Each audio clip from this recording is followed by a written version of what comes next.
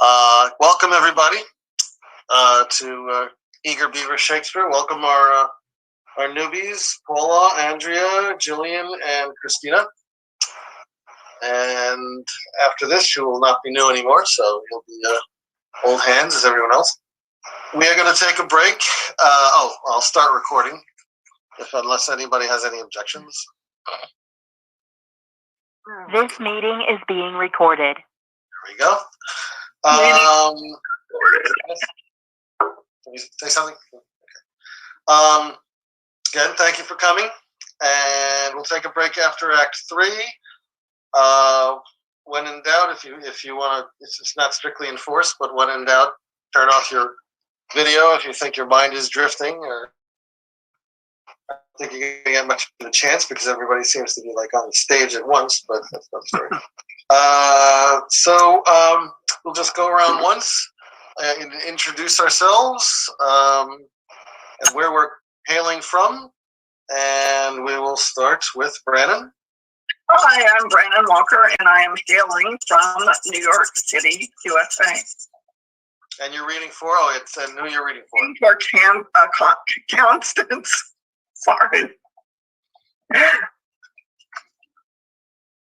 And another. Yeah, you did. You did, yes. Yeah.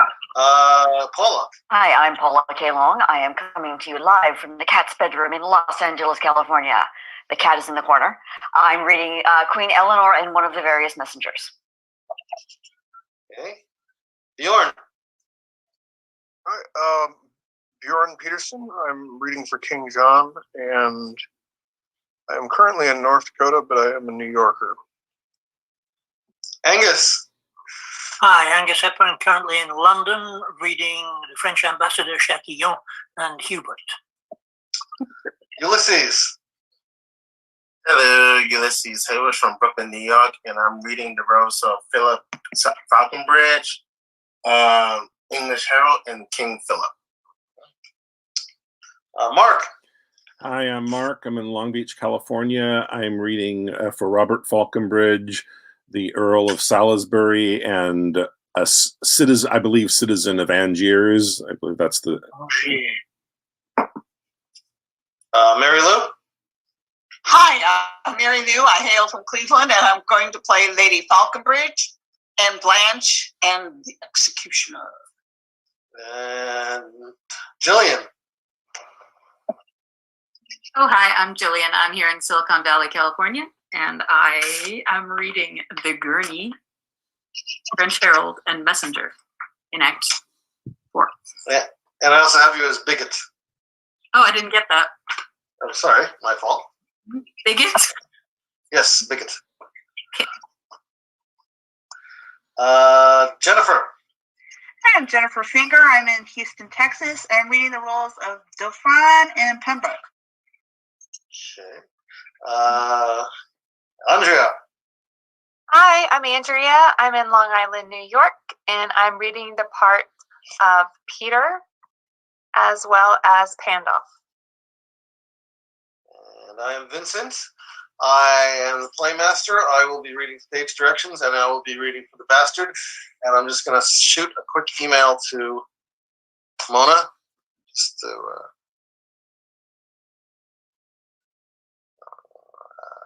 one second, and we shall begin.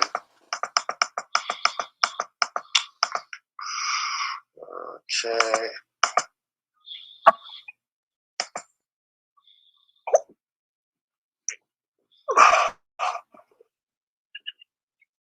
Make sure she's not here.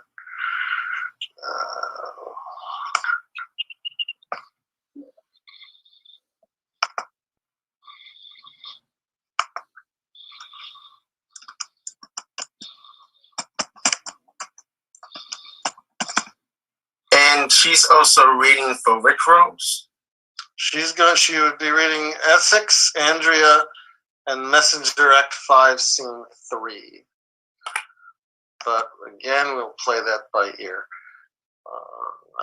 Just one more thing. I have Messenger Act 5, Scene 3 on my list, along with Eleanor. Yeah, that's right. Yeah, yes, I did. I double cast it. So forget that part. So we just need an Essex and an Austria if she doesn't show up. So yes, I did that. I forgot to cross that out. Thank you, Jennifer. I can do one of them or both if Mona doesn't show up. Sorry? I said I can substitute for Mona if necessary. Okay. I just want to get the links to her in case she doesn't have it.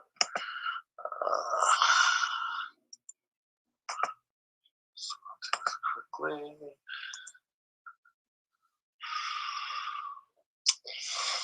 Bear with me. Okay.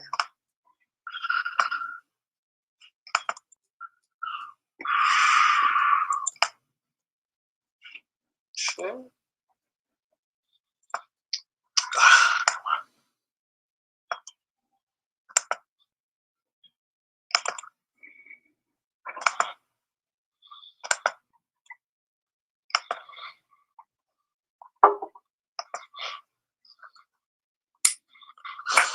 Because Essex isn't Act 1, Scene 1, barely.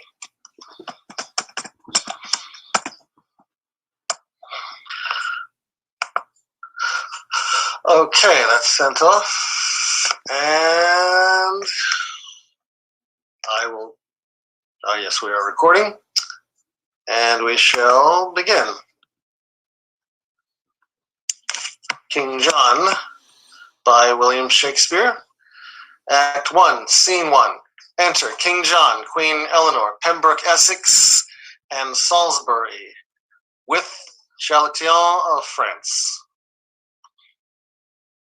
Now say, Chalation, what would France with us? Thus, after greeting speaks the King of France in my behavior to the Majesty of borrowed Majesty of England here. A strange beginning. Borrowed Majesty? Silence, good mother. Hear the embassy. Philippe of France, in right and true behalf of thy deceased brother Geoffrey's son, Arthur Plantagenet, lays most lawful claim to this fair island and the territories, to Ireland, Poitiers, Anjou, Touraine, Maine, desiring thee to lay aside the sword which sways usurpingly these several titles, and put the same into young Arthur's hand, thy nephew and right royal sovereign. What follows if we disallow of this? The proud control of fierce and bloody war to enforce these rights so forcibly withheld. Here we have war for war and blood for blood. Controlment for controlment. So answer first. But then take my king's defiance from my mouth as a further limit of my embassy. Bear mind to him, and so depart in peace. Be thou as lightning in the eyes of France, for ere thou canst report, I will be there. The thunder of my cannon shall be heard. So hence, be thou the trumpet of our wrath and sullen presage of your own decay. The honorable conduct let him have. Pembroke, look to it. Farewell, Chatillon. Chatillon and Pembroke exits. What now, my son? Have I not ever said how that ambitious Constance would not cease till she had kindled France and all the world upon the right and party of her son? This might have been prevented and made whole with very easy arguments of love, which now the main manager of two kings must with fearful bloody issue arbitrate. Our strong possession and our right for us. Your strong possession much more than your right, or else it must go wrong with you and me. So much my conscience whispers in your ear, which none but God and you and I shall hear.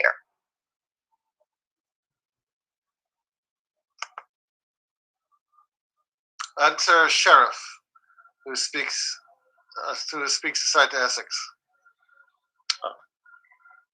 Jennifer, could you read Essex? Sure, 1 second. Let me restart. Right. Page 11. Page 11, okay. Top of page 11. Right. Okay. My liege, here is the strangest controversy comes from the country to be judged by you that ere I heard. Shall I produce the men? I'll let Sure them thing. approach. Our abbeys and our priories shall pay this expedition's charge. Answer, Robert Falconbridge and Philip Falconbridge. What men are you? Your faithful subject, I, a gentleman born in Northamptonshire, an eldest son, as I suppose, to Robert Falconbridge, a soldier by the honor-giving hand of Coeur de Lion, knighted in the field. And what art thou? The son and heir to that same Falconbridge. Is that the elder, and art thou the heir? You came not of one mother, then, it seems. Most certain of one mother, mighty king. That is well known. And as I thank one father, but for the certain knowledge of that truth, I put you owed to the heaven and to my mother, or that I doubt as all men's children may. On thee, rude man, thou dost shame thy mother, and wound her honor with this diffidence. Aye, madam?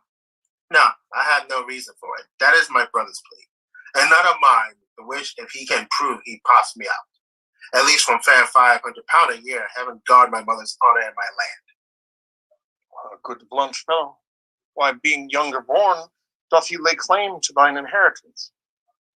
I know not why, except to get the land.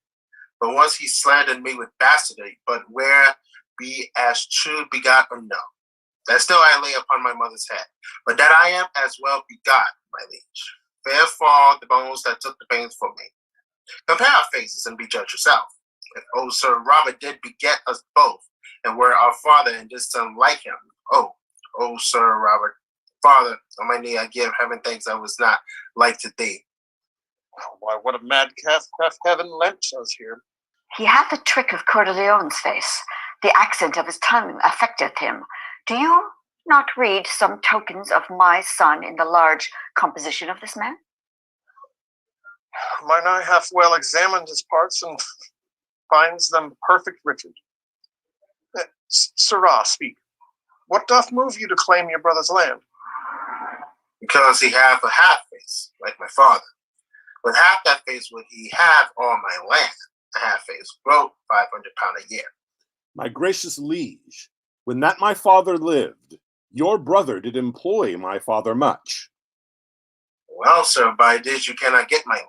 Your tale must be how he employed my mother. And once dispatched him in an embassy to Germany. There were the emperor to treat of high affairs touching that time, the advantage of his absence, took the king, and in the meantime sojourned at my father's, where how he did prevail I shame to speak. But truth is truth. Large lengths of seas and shores between my father and my mother lay, and I have heard my father speak himself.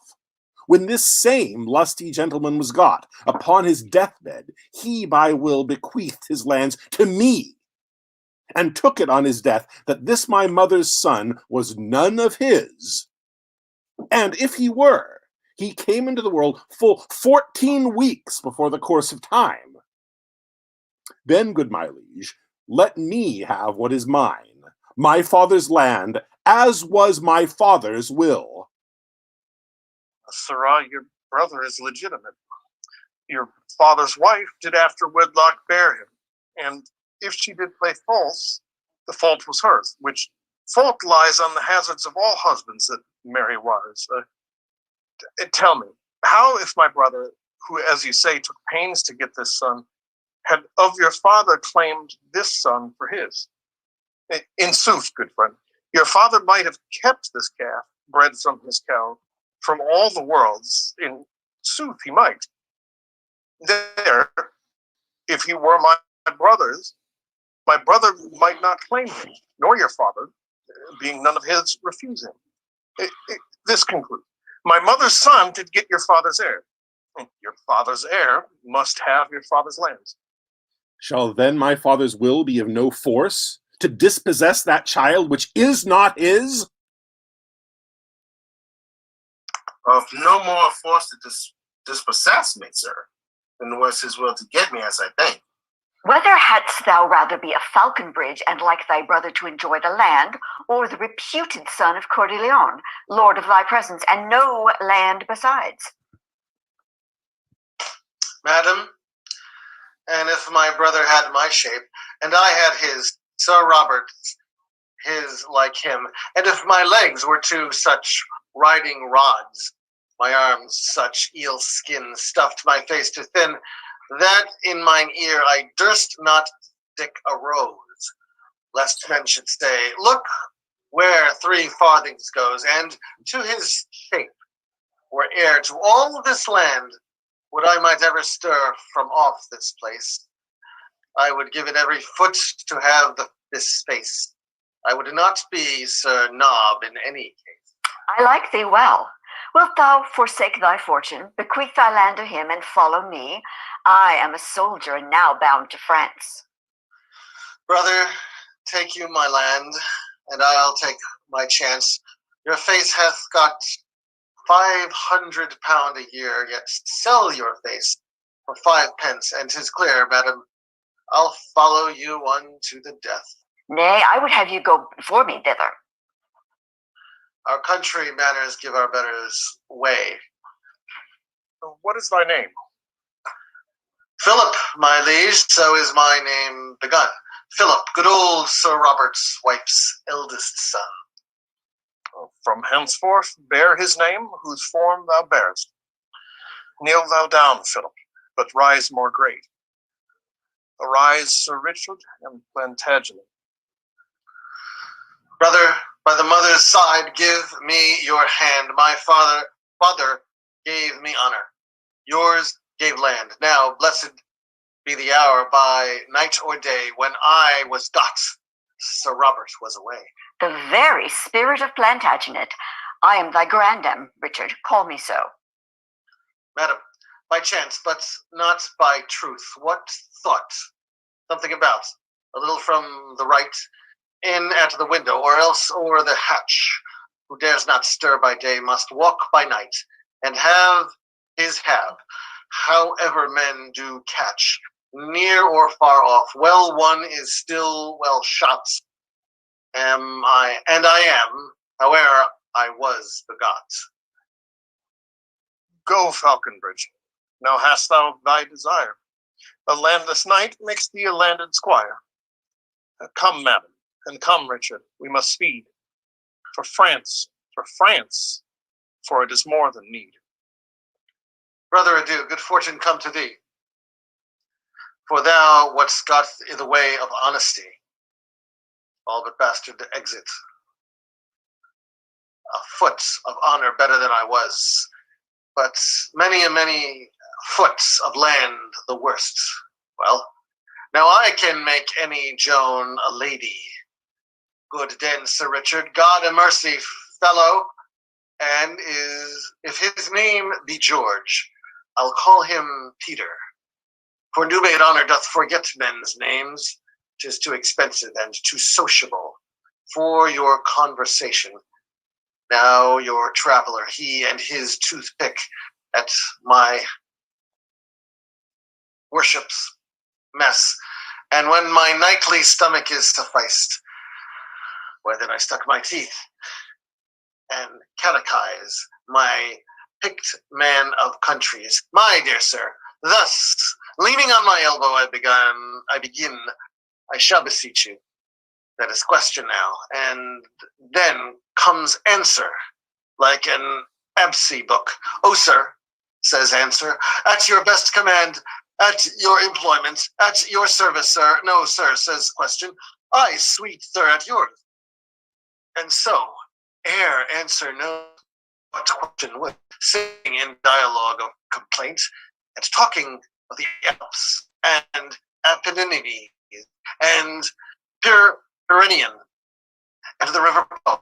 It draws towards supper, in conclusion so, but this is worshipful society, and fits the mounting spirit like myself, and for he is but a bastard to the time that doth not smack of observation, and so am I, whether I smack or no, and not alone in habit and device, exterior form, onward accoutrement, outward accoutrement, but from the inward motion to deliver sweet, sweet, sweet poison for the age's tooth, which though I will not practice to deserve, yet to avoid deceit I mean to learn, for it shall strew the footsteps of my rising. And to Lady Falconbridge and to James Gurney. But who comes in such haste in riding robes? What woman post is this? Hath she no husband that will take pains to blow a horn before her? Oh me, 'tis my mother. How now, good lady, what brings you here to court so hastily? Where is that slave, thy brother? Where is he that holds in chase mine honor up and down? My brother Robert, old Sir Robert's son, Colbrand the giant, that same mighty man. It is Sir Robert, son, that you seek so. Sir Robert's son, I, thou most unreverend boy. Sir Robert's son, why scorn thou at Sir Robert? He is Sir Robert's son, and so art thou. James Gurney, wilt thou give us leave a while? Good leave, good Philip. Philip Sparrow, James, there's toys abroad. Anon I'll tell thee more. Gurney exits. Madam, I was not old Sir Robert's son. Sir Robert might have eat his part in me upon Good Friday, and ne'er broke his fast. Sir Robert could do well. Marry to confess. Could he get me? Sir Robert could not do it. We know his handiwork. Therefore, good mother, to whom am I beholding of these limbs?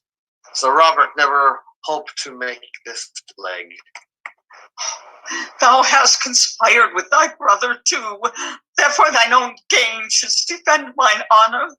What means this scorn, thou most untoward knave? Knights, good mother. Basilisco like. What? I am dead. I have it on my mother, and not Sir Robert's son. I disclaimed Sir Robert, and my land, legitimation, name, and all is gone. Then, good my mother, let me know my father. Some proper man, I hope. Who is it, mother? Hast thou denied thyself a Falconbridge? As faithfully as I deny the devil. King Richard Coeur de Lion was thy father. Oh, by long and vehement suit was I seduced to make room for him in my husband's bed. Heaven lay not my transgressions to my charge. Thou art the issue of my dear offense, which was so strongly urged past my defense. Now by this light, were I to get again, madam, I would not wish a better father. Some sins do bear their privilege on earth, and so doth yours. Your fault was not your folly. Needs must you lay your heart at his dispose, subjected tribute to commanding love, against whose fury unmatched force the aweless lion could not wage the fight, nor keep his princely heart from Richard's hand. He that perforce robs lions of their hearts may easily win a woman. I, my mother, with all my heart, I thank thee for my father, who lives and dares not say thou didst not well. When I was got, I'll send his soul to hell. Come, lady, I will show thee to my kin, and they shall say when Richard me begot, if thou hadst said him nay, it had been sin. Who says it was, he lies. I say 'twas not. They exit. Act 2, Scene 1. Enter before Angiers on one side, the forces Philip, King of France, Louis the Dauphin, Constance, Arthur, attendants, and other side forces Austria, wearing a lion's skin. Poor Angier, well met, brave Austria. Arthur, that great forerunner of thy blood, Richard, that robbed the lion of his heart and fought the holy wars in Palestine, by this brave duke came early to his grave. And for amends to his posterity, at our importance hither is he come to spread his colors, boy, in thy behalf, and to rebuke the usurpation of thy unnatural uncle, English John. Love him. welcome hither. God shall forgive you Coeur d'Leon's death. The rather that you give his offspring life, shattering their right under your wings of war. I give you welcome with a powerless hand, but with a heart full of unstained love. Welcome before the gates of Anglia's Duke. The noble boy who will not do thee right.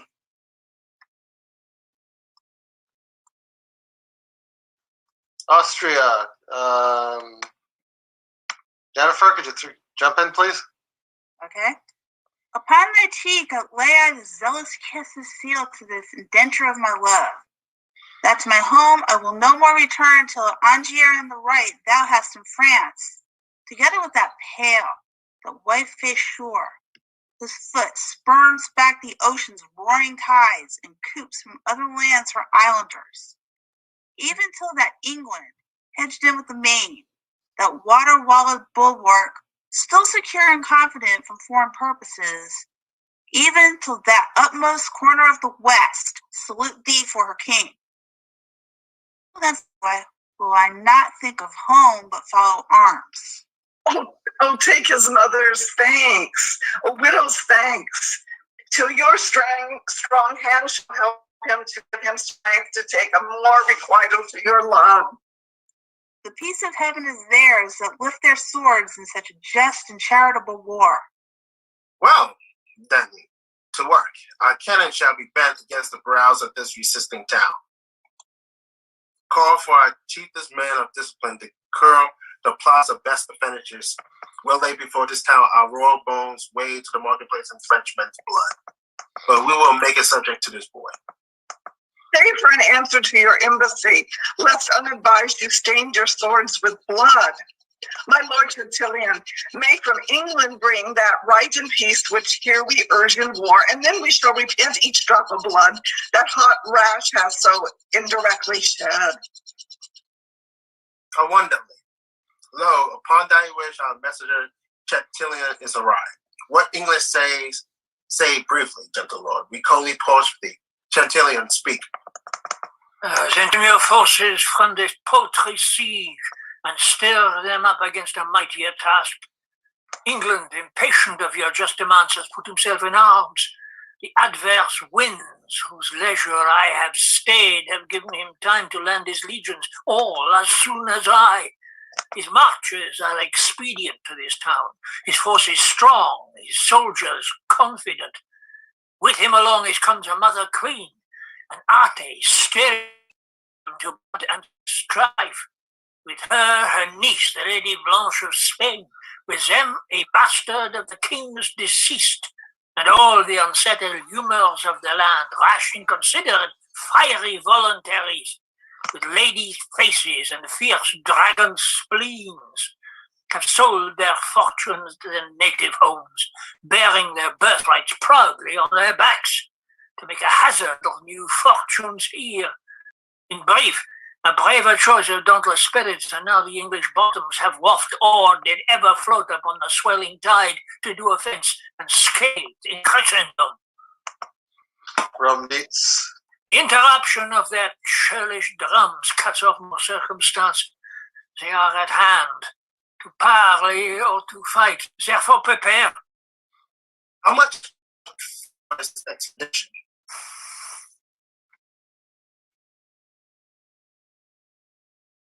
By how much unexpected? By so much we must awake endeavor for defense. For courage mounteth with occasion. Let them be welcome then. We are prepared. Enter King John of England, bastard Queen Eleanor, Blanche, Salisbury, Pembroke, and others.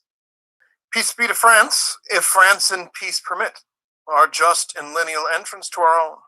If not, bleed France, and peace ascend to heaven, whilst we, God's wrathful agent, do correct their proud contempt that beats his peace to heaven. Peace be to England. If that war return from France to England, there to live in peace. England we love, and for that England's sake, with burden of our armor here we sweat. This toil of ours should be a work of thine, but thou, from loving England, art so far that thou hast underwrought his lawful king. Cut off the sequence of posterity. Outface infant state and done a rape upon the maiden virtue of the crown. Look here upon thy brother Geoffrey's face. These eyes, these brows were molded out of his. This little abstract doth contain that large which died in Geoffrey.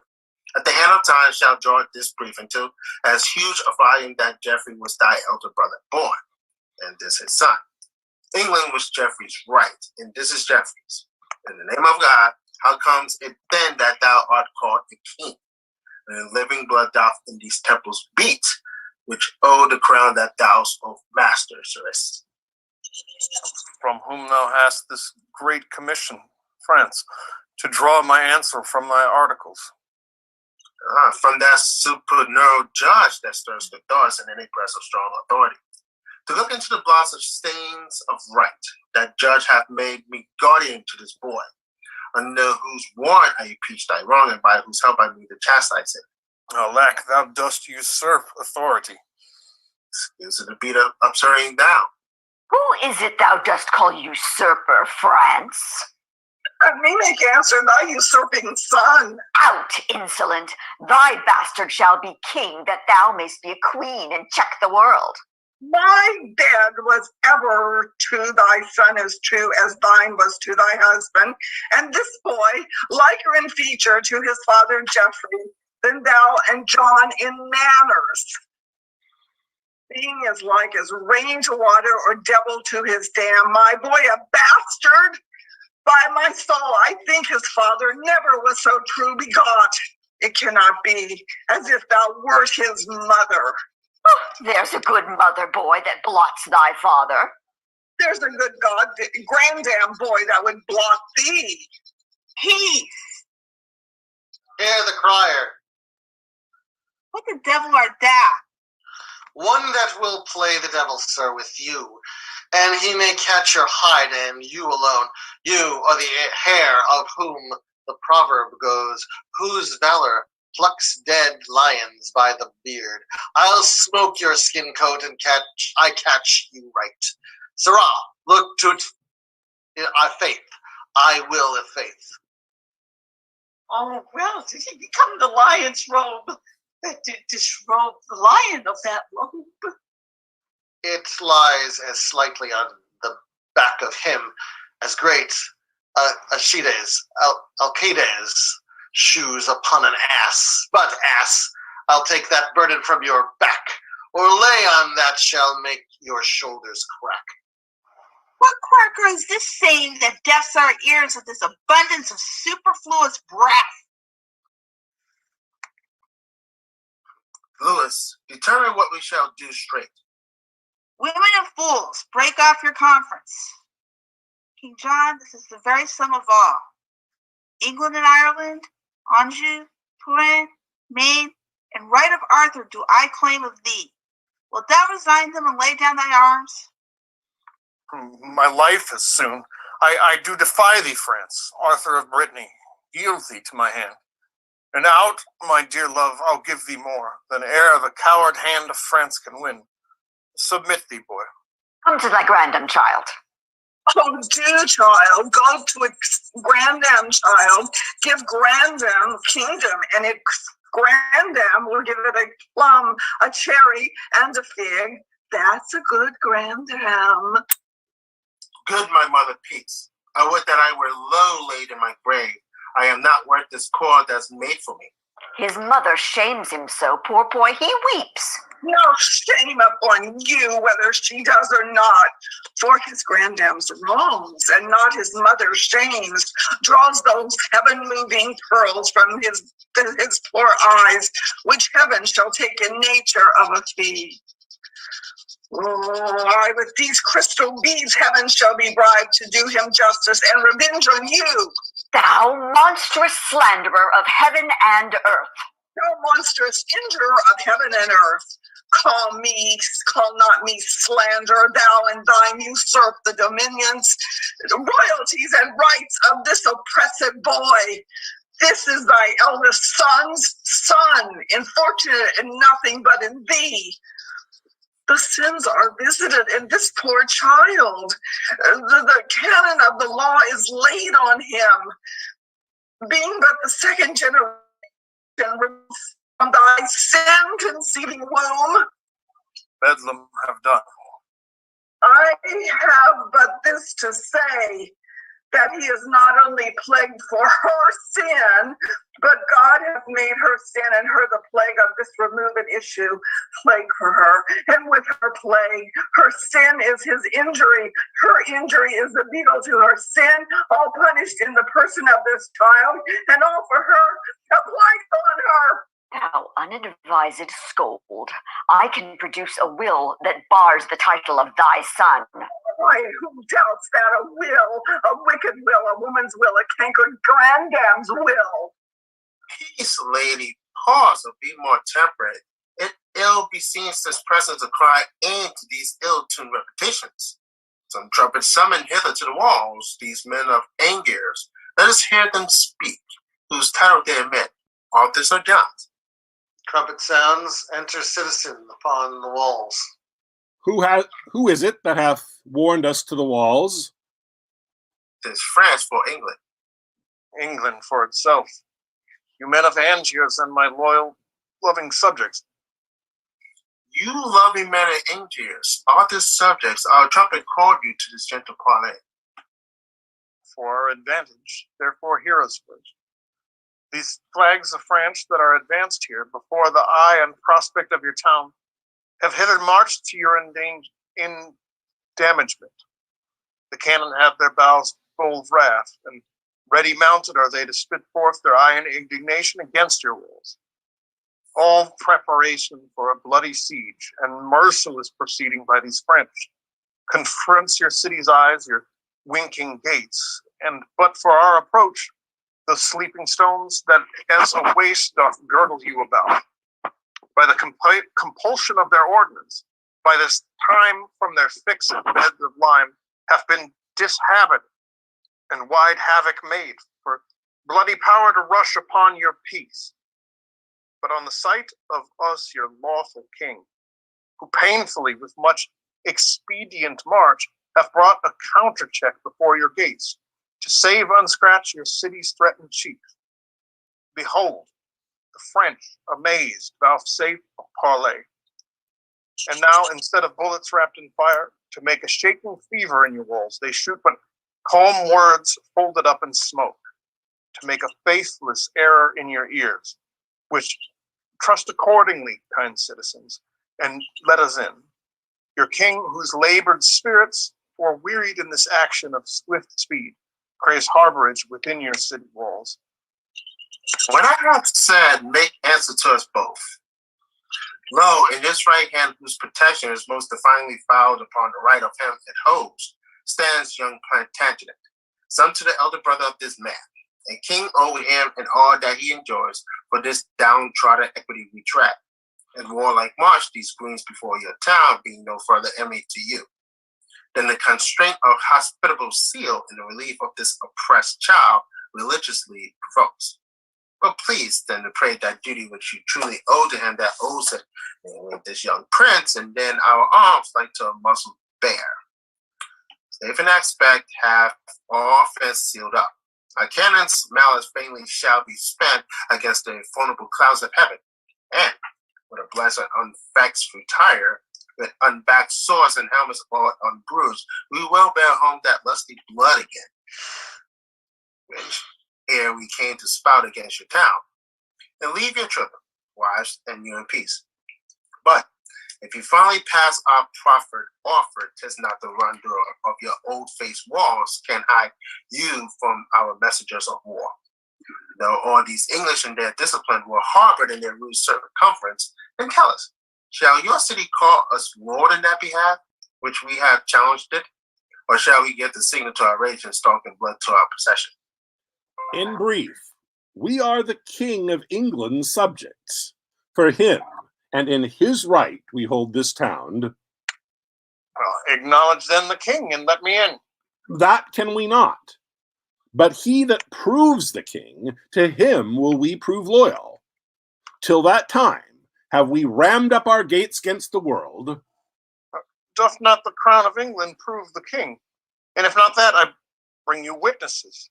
Twice 15,000 hearts of England's breed. Bastard, and else. To verify our title with their lives.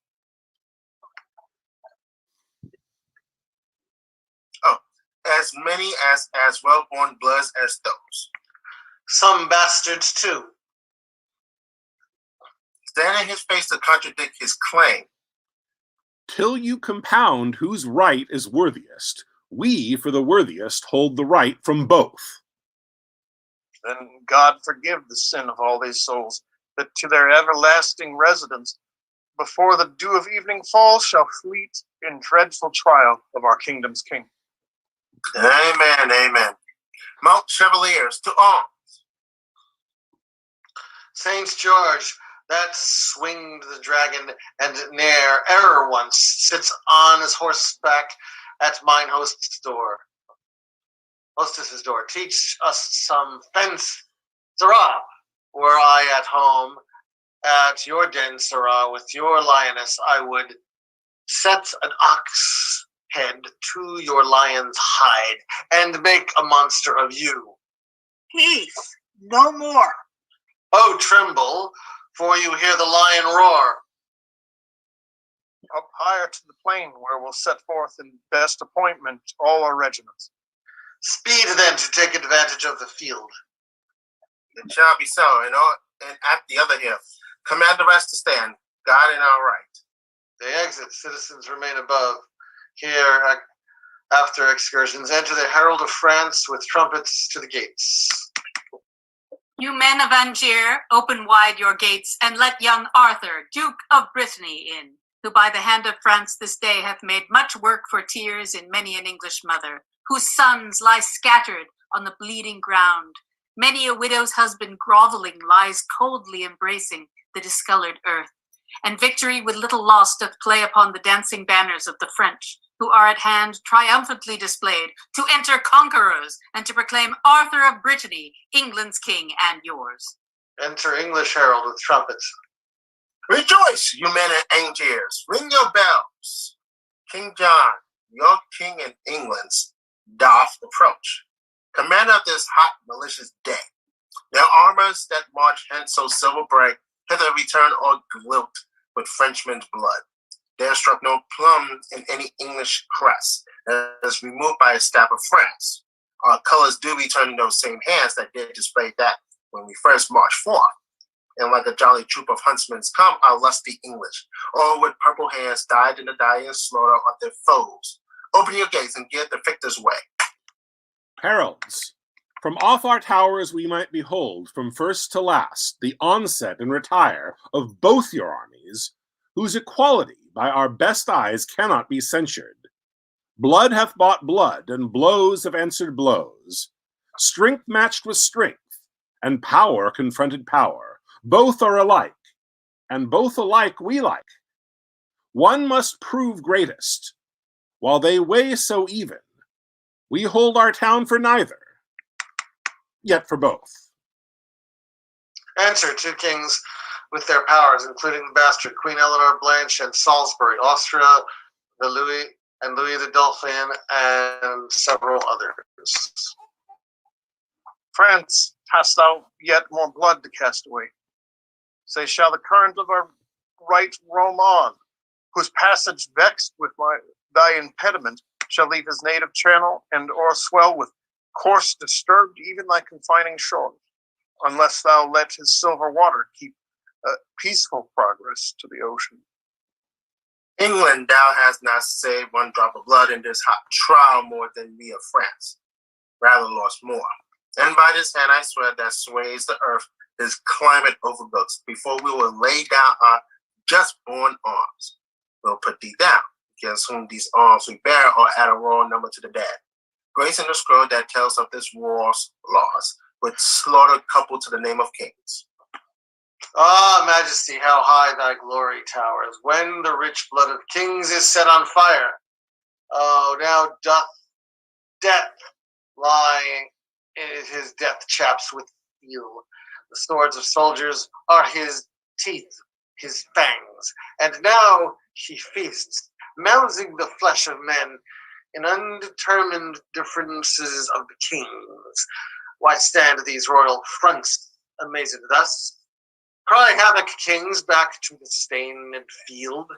You equal potence, fiery kindled spirits, Then let confusion of one part confirm the other's peace. Till then, blows, blood, and death. Whose party do the townsmen yet admit? Speak, citizens, for England. Who's your king? The King of England. When we know the king.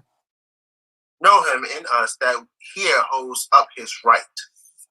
In us that are our own great deputy, and bear possession of our person here, lord of our presence, Angiers, and of you.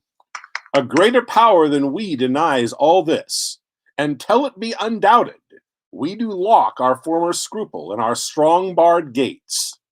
Kinged of our fears, until our fears resolved, be by some certain king purged and disposed.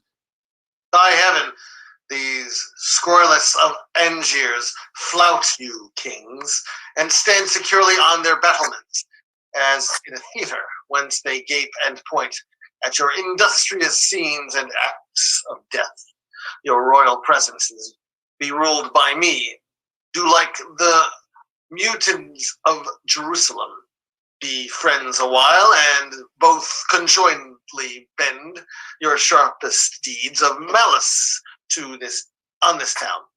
By east and west let France and England mount their battering cannon charged to the mouths, till their soul-fearing clamors have brawled down the flinty ribs of this contemptuous city. I'd play incessantly upon these jades, even till unfenced desolation leave them as naked as the vulgar air. That's done, dissever your united strengths and part your mingled colors once again, turn face to face and bloody point to point. Then in a moment fortune shall call forth out of one side her happy minion, to whom in favor she shall give the day, and kiss him with a glorious victory. How like you this wild consul mighty state smacks? It's not something of the policy. Not by the sky that hangs above our heads. I like it well. France, shall we knit our powers and lay this Angiers even with the ground? Then after fight, who shall be king of it? And if thou hast the mettle of a king, being wronged as we are by this peevish town, turn thou the mouth of thy artillery, as we will ours, against these saucy walls, and when that we have dashed them to the ground, why then defy each other, and pell-mell make work upon ourselves, for heaven or hell. Let it be so. Oops, sorry. That's okay. Let it be so. Say, where will you assault? We from the west will send destruction into this city's bosom. I from the north. Thunder from the south shall rain there, drift of bullets on this town. Oh, prudent discipline from north to south, Austria and France shoot in each other's mouth. I'll stir them to it. Come, away, away. Hear us, great kings. Vouchsafe a while to stay, and I shall show you a peace and fair-faced league. Win you this city without stroke or wound, rescue those breathing lives to die in beds, that here come sacrifices for the field. Persever not, but hear me, mighty kings. Speak on with favor. We are bent to hear. That daughter there of Spain, the Lady Blanche, is niece to England. Look upon the years of Louis the Dauphin, and that lovely maid. If lusty love should go in quest of beauty, where should he find it fairer than in Blanche? If zealous love should go in search of virtue, where should he find it purer than in Blanche? If love ambitions such a match of birth, whose veins bound richer blood than Lady Blanche? She, as she is in beauty, virtue, birth, in the young Dauphin, every way complete. If not complete of, say, he is not she. And she again wants nothing, to name want, if want it be not that she is not he. He is the half part of a blessed man, left to be finished by such as she.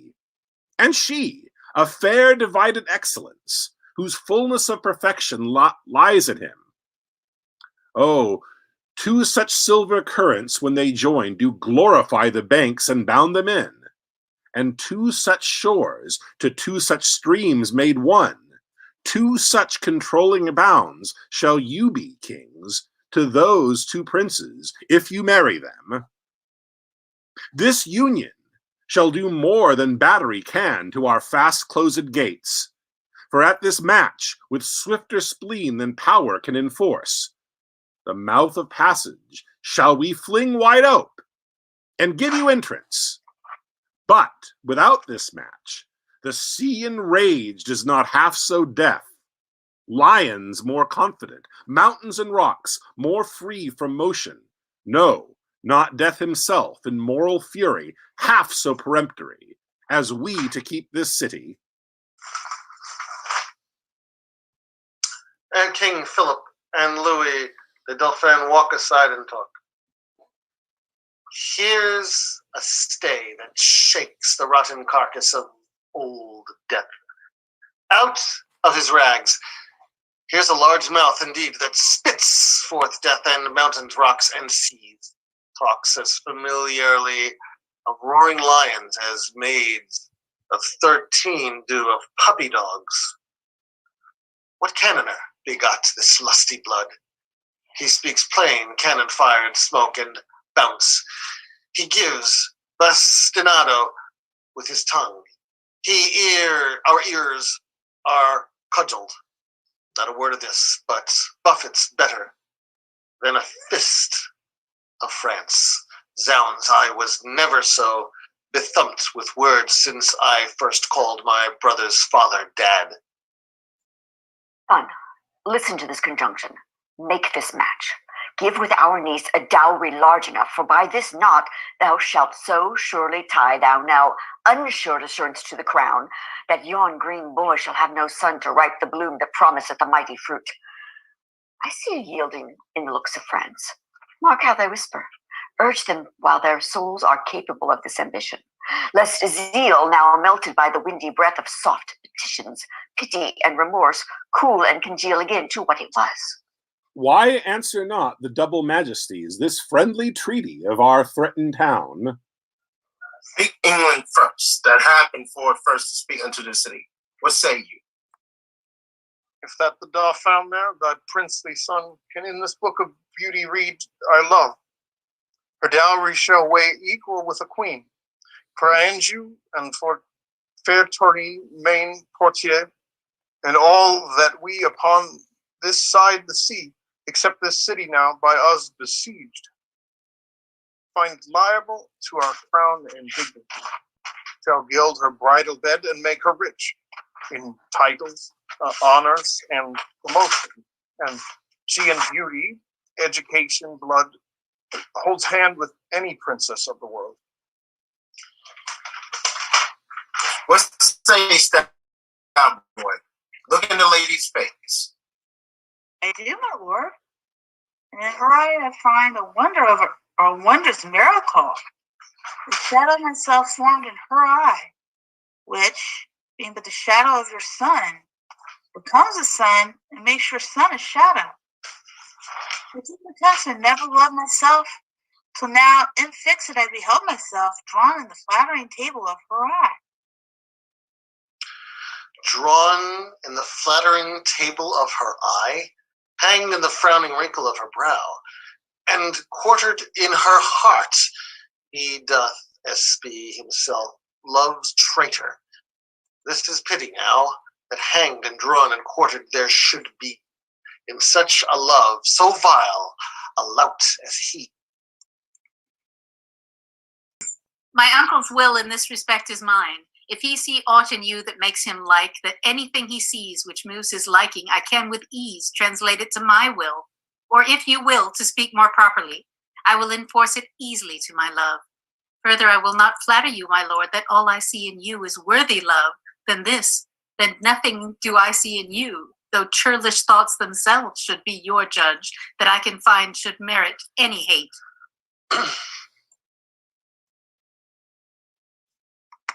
What say you, these young ones? What say you, my niece?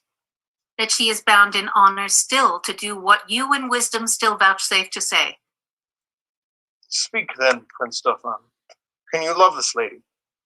Nay, ask me if I can refrain from love.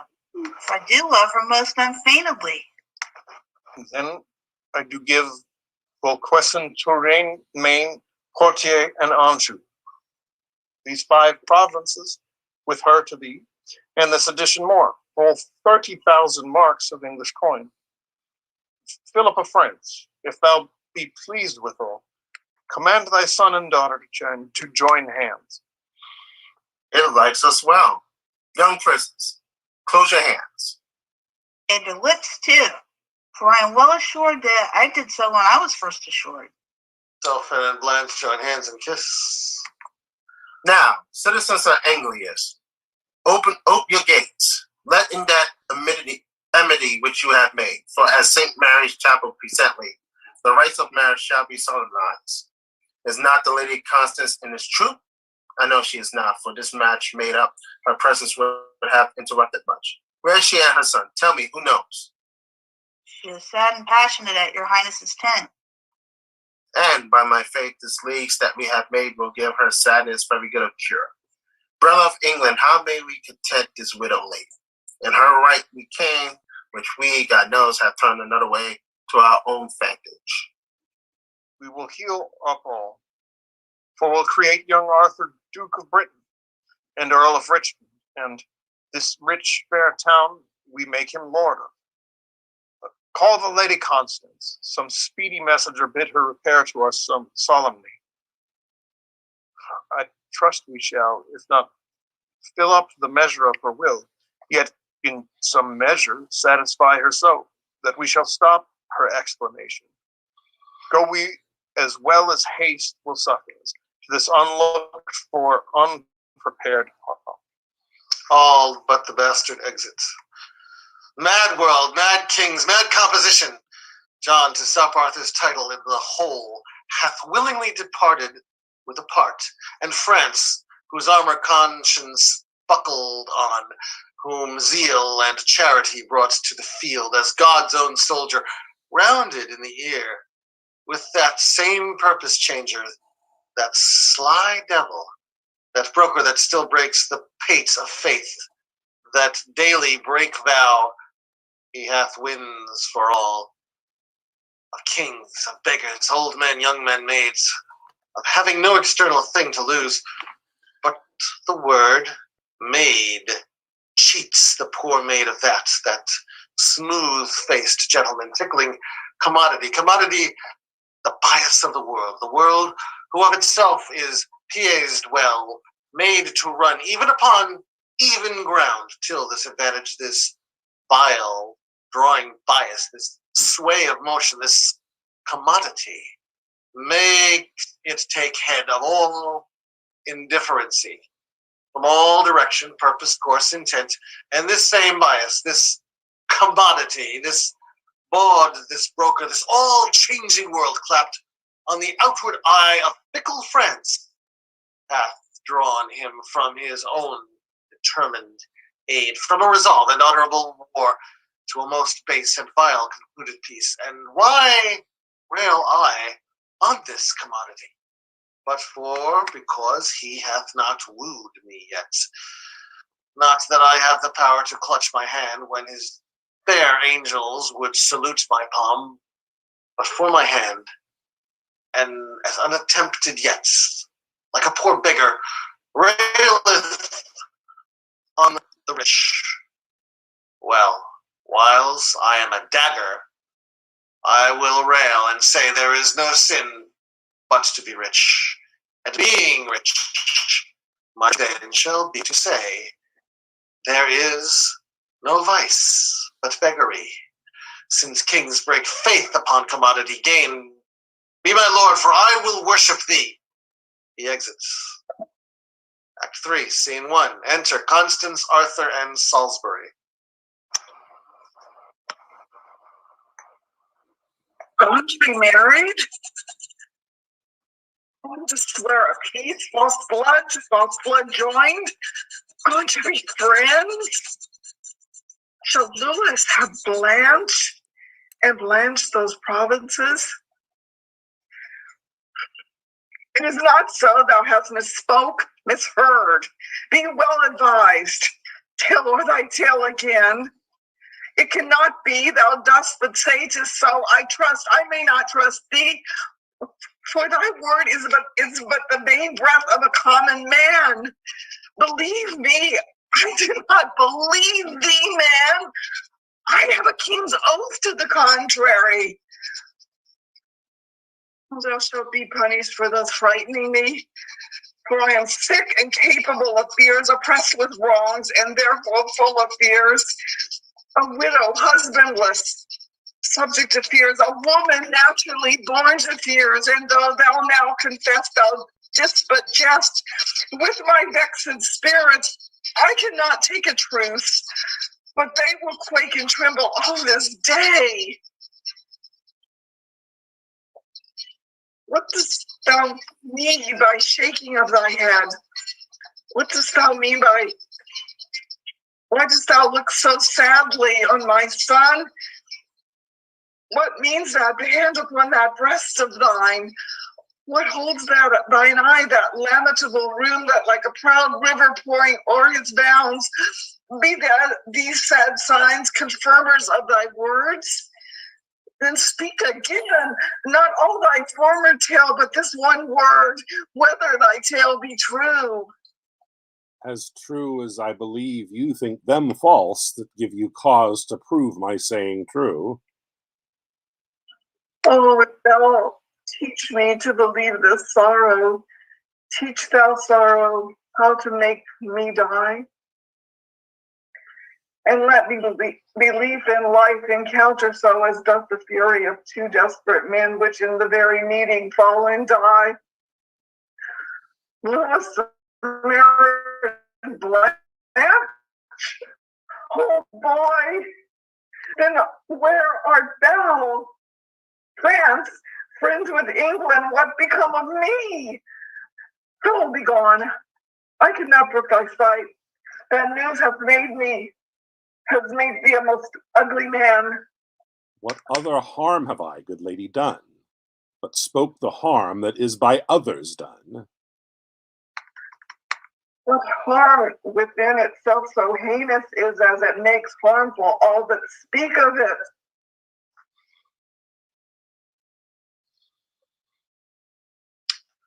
I do beseech you, madam, be content. If thou that biddest me to content wert grim, ugly and slanderous to thy mother's womb, full of unpleasing blots and sightless stains, lean, foolish, crooked, thwart, prodigious, pests with foul moles and eye-offending marks, I would then be content, for then I would not love thee, nor thou become thy great birth, nor deserve a crown. Oh, but thou art fair, and at thy birth, dear boy, nature and fortune join to make thee great. And the top-blown rose, but fortune, oh, she is corrupted, changed and won from thee. She adulterates hourly with thine Uncle John, and with her golden hand hath plucked on France to tread down fair respect of sovereignty, and made his majesty the bawd to theirs. France is a bawd to fortune and King John, that strumpet fortune, that sun-surfing John. Tell me thou, fellow, is not France worth sword?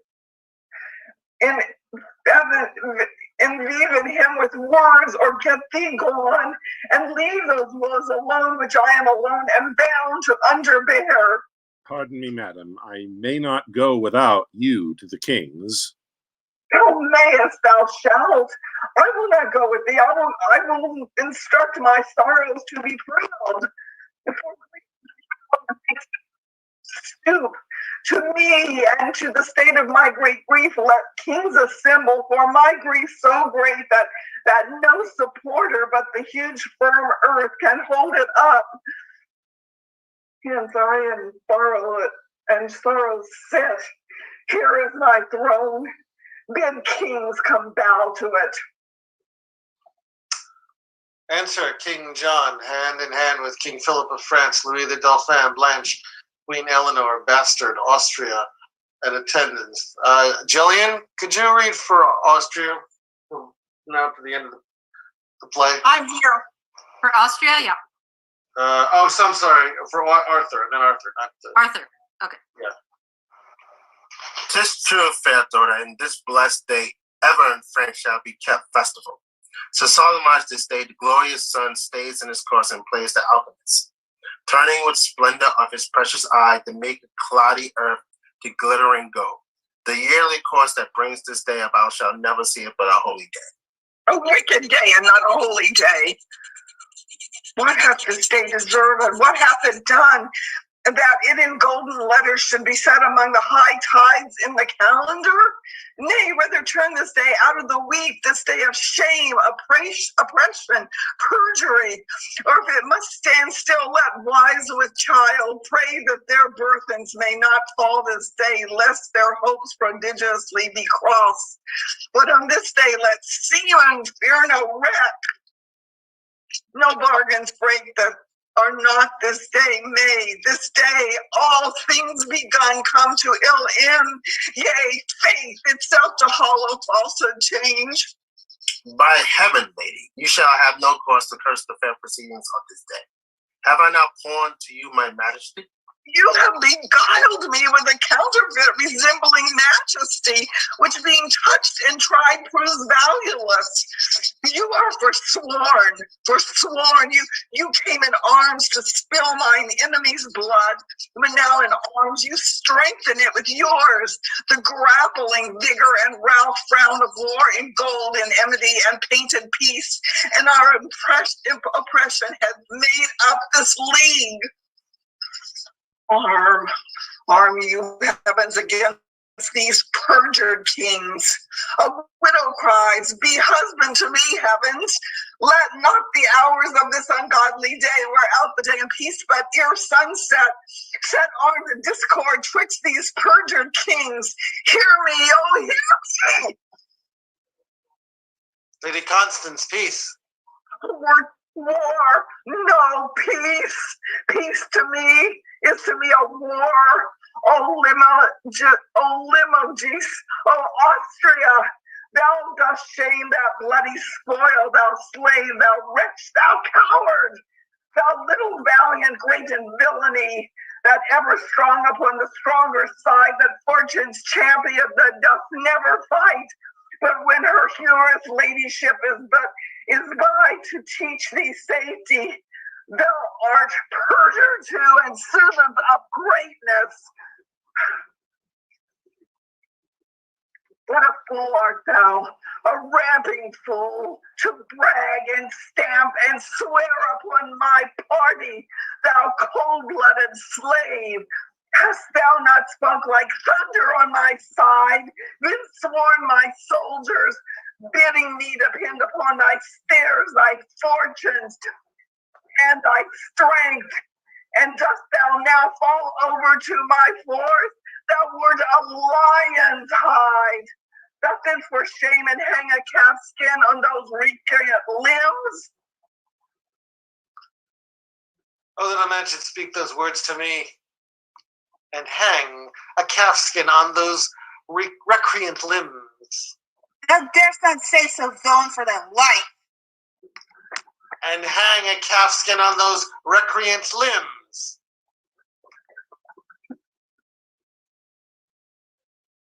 We like not this, thou dost forget thyself. Here comes the holy legate of the Pope. Hail, you anointed deputies of heaven. To thee, King John, my holy errand is.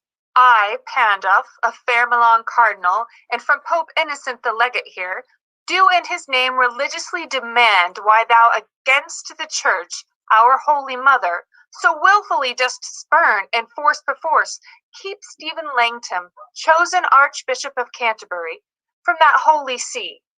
This, in our foresaid holy father's name, Pope Innocent, I do demand of thee.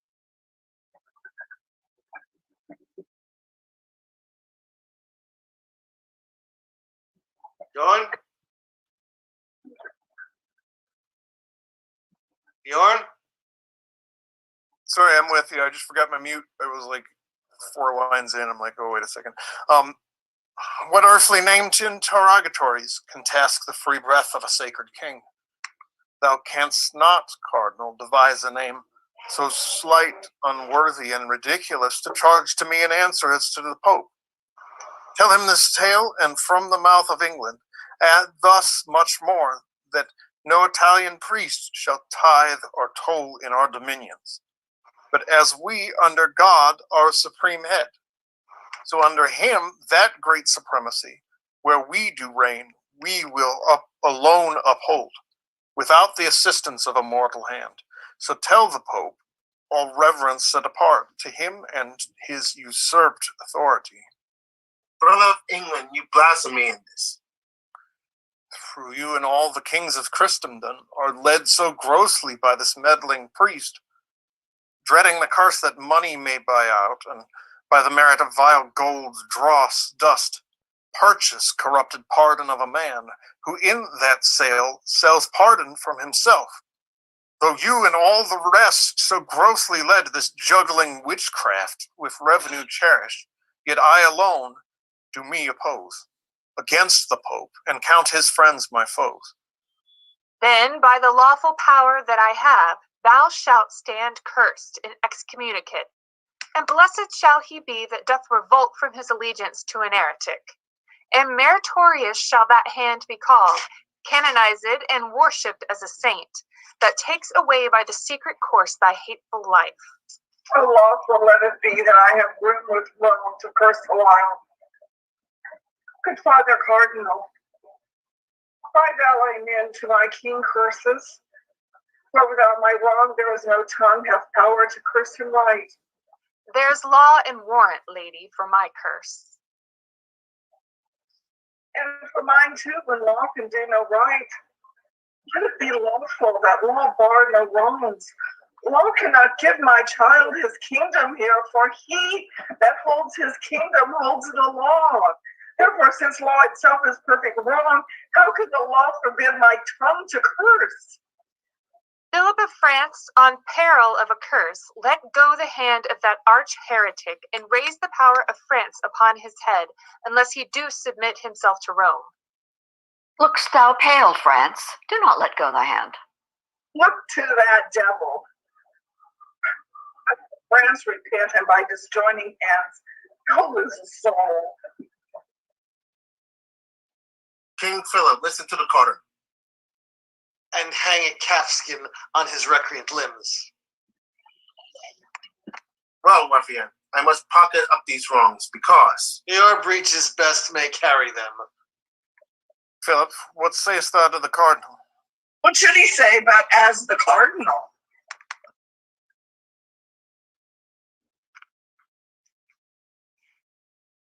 Thank you, Father.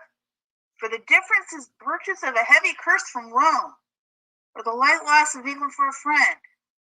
Forgo the easier.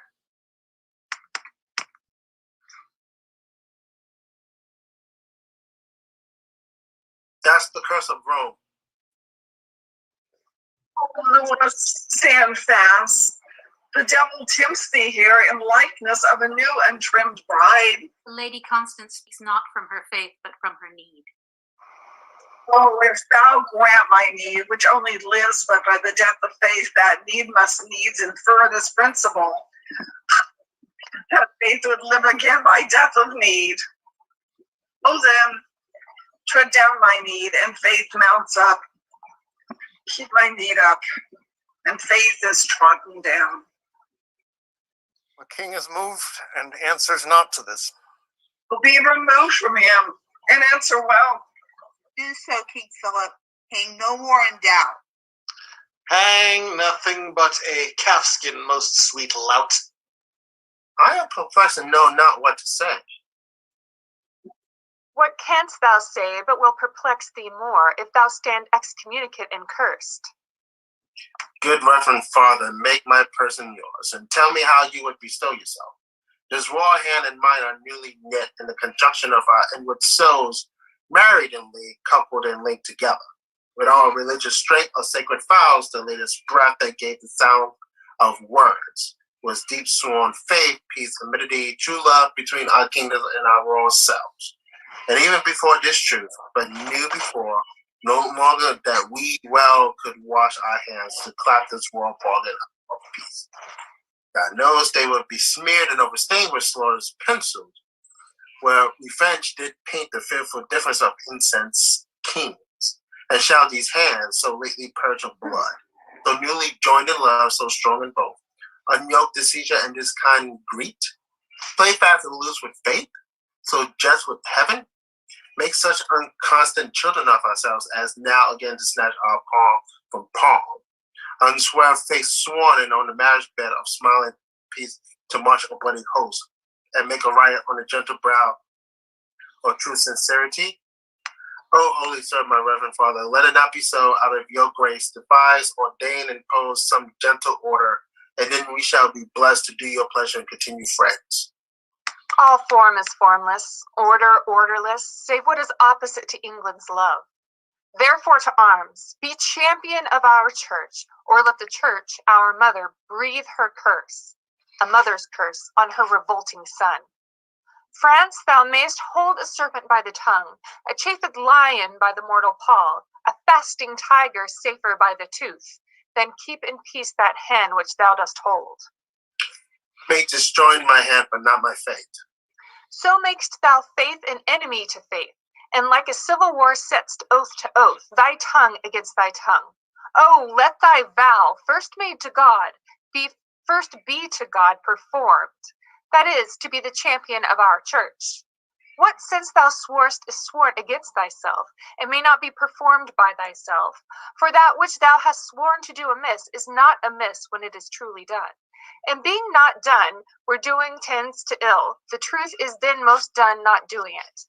The better act of purpose is mistook is to mistake again, though indirect, yet indirection thereby grows direct. And falsehood curses, as fire cools fire. Within the scorched veins of one new burned it is religion, and doth make vows kept. But thou hast sworn against religion, by what thou swearest against the thing thou swearest, and makest an oath the surety of thy truth against an oath. The truth thou art unsure to swear, swears only not to be forsworn, else what a mockery should it be to swear? But thou dost swear only to be forsworn, and most forsworn to keep what thou dost swear. Therefore thy later vows against thy first is in thyself rebellion to thyself. And better conquest never canst thou make than arm thy constant and thy nobler parts against these giddy loose suggestions, upon which better part our prayers come in, if thou vouchsafe them. But if not, then know the peril of our curses light on thee, so heavy as thou shalt not shake them off, but in despair die under their black weight. Rebellion, flat rebellion. Will't not be? Will not a calfskin stop that mouth of thine? Rather to arms. Upon thy wedding day, against the blood my that thou wedding hast day. married? Okay, Mary, go ahead. What shall our feast be kept with slaughtered men, and such braying trumpets and loud churlish drums? Clamor of hell be measured of our pomp. Oh, husband, hear me. Alack, how new is thy husband in my mouth, even for that name, which till this time my tongue did ne'er pronounce. But my knee, I beg, go not to arms against mine uncle. Oh, for my knee made hard with healing, I do pray to thee, thou virtuous Dauphine, alter not the doom forethought by heaven.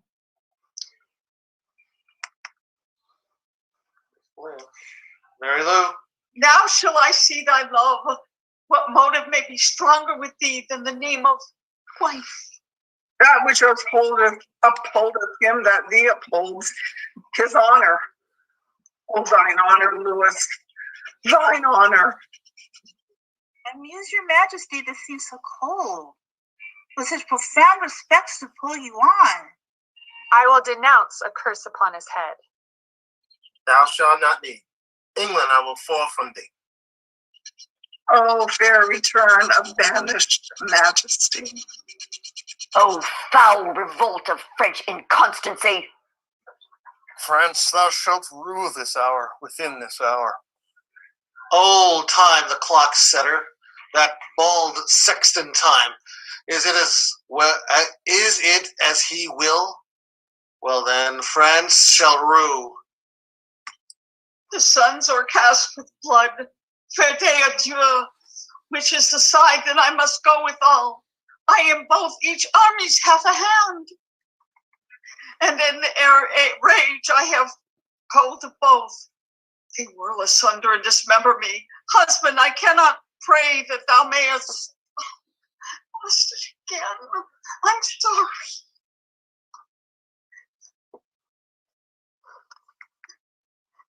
In their rage I have hold both. Oh, I'm sorry. Go ahead.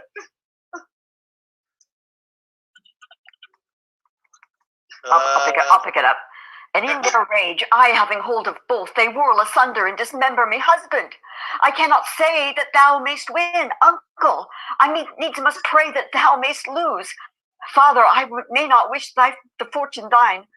Grandam, I will not wish thy wishes thrive. Whoever wins on that side shall I lose, assured loss before the match is played. Lady, with me that fortune lies. Then where my fortune lives, there my life dies. Cousin, go draw a puissance together. France, I am burned up with inflaming wrath, a rage whose heat hath this condition, that nothing can allay, nothing but blood, the blood and dearest valued blood of France. Thy rage shall burn thee up, and thou shalt turn to ashes ere our blood shall quench that fire. Look to thyself, thou art in jeopardy. No more than he that threats. To arms, let's hie. They exit. Scene 2. Alarmist drums. Enter bastard with Austria's head. Now, by my life, this day grows wondrous hot. Some airy devil hovers in the sky and pours down mischief. Austria's head lie here, while Philip breathes. Enter King John Arthur Hubert. Hubert, keep this boy. Philip, make up. My mother is assailed in our tent and taken, I fear. My lord, I rescued her. Her highness is in safety, fear not. But on my liege, for very little pains will bring this labor to an happy end. They exit. Scene 3, alarmed excursions retreat. Enter King John, Queen Eleanor, Arthur, Bastard, Hubert, lords. So shall it be. Your grace shall stay behind, so strongly guarded. Cousin, look not sad. Thy grandam loves thee, and thy uncle will as dear be to thee as thy father was. Oh, this will make my mother die with grief. Cousin, away for England. Haste before, and ere our coining see, thou shake the bags of hoarding abbots. Imprisoned angels set at liberty. The fat ribs of peace must by the hungry be now fed upon. Use our commission in its utmost force. Well, bell, book, and candle shall not drive me back when gold and silver becks me to come in. I leave your highness. Grandam, I will pray. If ever I remember to be holy, for your fair safety, so I kiss your hand. Farewell, gentle cousin. Cuz, farewell. Bastard exits. Come hither, little kinsman. Hark, a word. Come hither, Hubert. Oh, my gentle Hubert, we owe thee much. Within this wall of flesh there is a soul counts thee her creditor, and with advantage means to pay thy love. And, my good friend, thy voluntary oath lives in this bosom dearly cherished. Now give me thy hand, I had a thing to say, but I will fit it with some better tune. By heaven, Hubert, I am almost ashamed to say what good respect I have of thee. I am much bounden to your majesty. Good friend, thou hast no cause to say it so yet, but thou shalt have. And creep time ne'er so slow, yet it shall come for me to do thee good. I had a thing to say, but let it go. The sun is in the heaven, and the proud day, attended with the pleasures of the world, is all too wanton and full of gods to give me audience. If the midnight bell did with his iron tongue and brazen mouth sound on into the drowsy race of night, if this same were a churchyard where we stand, and thou possessed with 1,000 wrongs, or if that surly spirit melancholy had baked thy blood and made it heavy, thick, which else runs tickling up and down thy veins, make that idiot laughter keep men's eyes and strain their cheek to idle merriment, passion hateful to my purposes. Or if that thou couldst see me without eyes, hear me without thine ears, and make reply without a tongue, using conceit alone, without ears, eyes, and a harmful sound of words, then, in despite of brooded watchful day, I would into thy bosom pour my thoughts. But I will not. Yet I love thee well, and by my troth I think thou lovest me well. So well that what you bid me undertake, though that my death were adjunct to my act, by heaven I would do it. Do not I know thou wouldst? Good Hubert, throw thine eye on yon young boy. I'll tell thee what, my friend, he is a very serpent in my way, and wheresoe'er this foot of mine doth tread, he lies before me. Dost thou understand me? Thou art his keeper. And I'll keep him so that he shall not offend your majesty. Death. My lord? A grave. He shall not live. Enough. I could be merry now, Hubert, I love thee. Well, I'll not say what I intend for thee. Remember, madam, fare ye well. I'll send those powers o'er to your majesty. My blessing go with thee. For England, cousin, go. Hubert shall be your man, attend on you with all true duty. On towards Calais. Ho. They exit. Scene 4. Enter King Philip, France, Louis the Dauphin, Pandolph, attendants. So, by roaring tempest of the flood, a whole armada of convicted cells is scattered and disjoined from fellowship. Courage and comfort, all shall yet go well. What can go well when we have run so ill? Are we not beaten? Is not Anglius lost? Arthur taken prisoner? Divers dear friends slain? And bloody England into England gone? Overbearing interruptions, spite of France? What he hath won, that hath he fortified. So how to speed with such advice disposed, such temper order and so fierce a cause, with one example. Who hath read a word heard of any kindred action like to this? Well, could I bear that England hath this prey, so we could find some pattern of our shame? Enter Constance with her hair unbound. Who comes here? A grave unto a soul, holding the eternal spirit against her will, and a foul prisoner of afflicted breath? A pretty lady, go away with me. Oh, now I see the issue of your peace. Patience, good lady. Comfort, gentle Constance. Modify all counsel, all redress, but that which ends all counsel, true redress, death. Death. Oh, amiable, lovely death, thou odoriferous stench, sound rottenness. Arise forth from the couch of lasting night, thou hate and terror to prosperity, and I will kiss thy detestable wounds, and put my eyeballs in thy vaulty brows, and wring these fingers with thy household worms, and stop this gast of breath with fulsome dust, and be a carrion monster like myself. Come, grin on me, and I will think thou smilest, and bust thee as thy wife, misery's love. Oh, come to me. Oh, fair affliction, peace. No, I will not. Having breath to cry, oh, that my tongue were in the thunder's mouth. And with a passion would I shake the world and rouse from sleep that I fell out of me, which cannot hear a lady's feeble voice, which scores a modern invocation. Lady, you utter madness and not sorrow. Thou art not holy to belie me so. I am not mad. This hair I tear is mine. My name is Constance. I was Geoffrey's wife. Young Arthur is my son, and he is lost. I am not mad. I would to heaven I were. For then 'tis like I should forget myself. Oh, if I could, what grief should I forget? Philosophy to be mad, and thou shalt be canonized cardinal for being not mad but sensible of grief. My reasonable part produces reason, and I may be delivered of these woes and teaches me to kill or hang myself.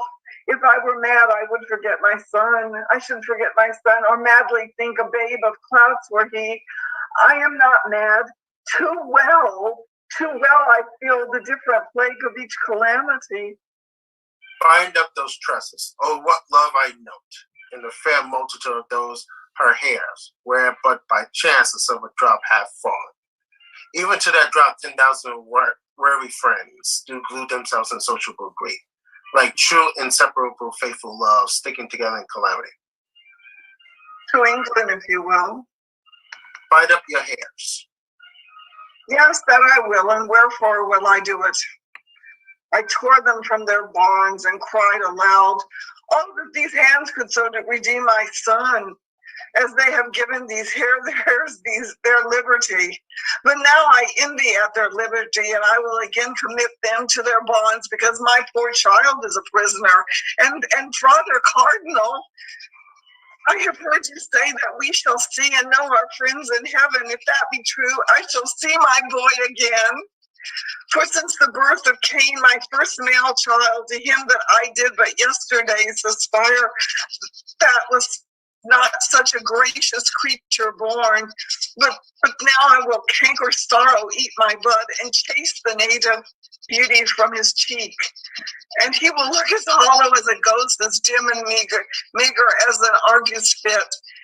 And so he'll die, and rising so again, will I meet him in the court of heaven. I shall not know him, therefore never, never must I behold my pretty Arthur more. You hold too heinous a respect of grief. Talks to me that never had a son. You are as fond of grief as of your child. Grief fills the room up of my absent child, lies in his bed, walks up and down with me, puts on his pretty looks, repeats his words, remembers me of all his gracious parts, stuffs out his vacant garments with his form. Then have I reason to be fond of grief. Hear you well. Had you such a loss as I could give better comfort than you do. I would not keep this form upon my head when there is such disorder in my wit. Oh Lord, my boy, my Arthur, my fair son, my life, my joy, my food, my all the world, my widow comfort, and my sorrows cure. She exits.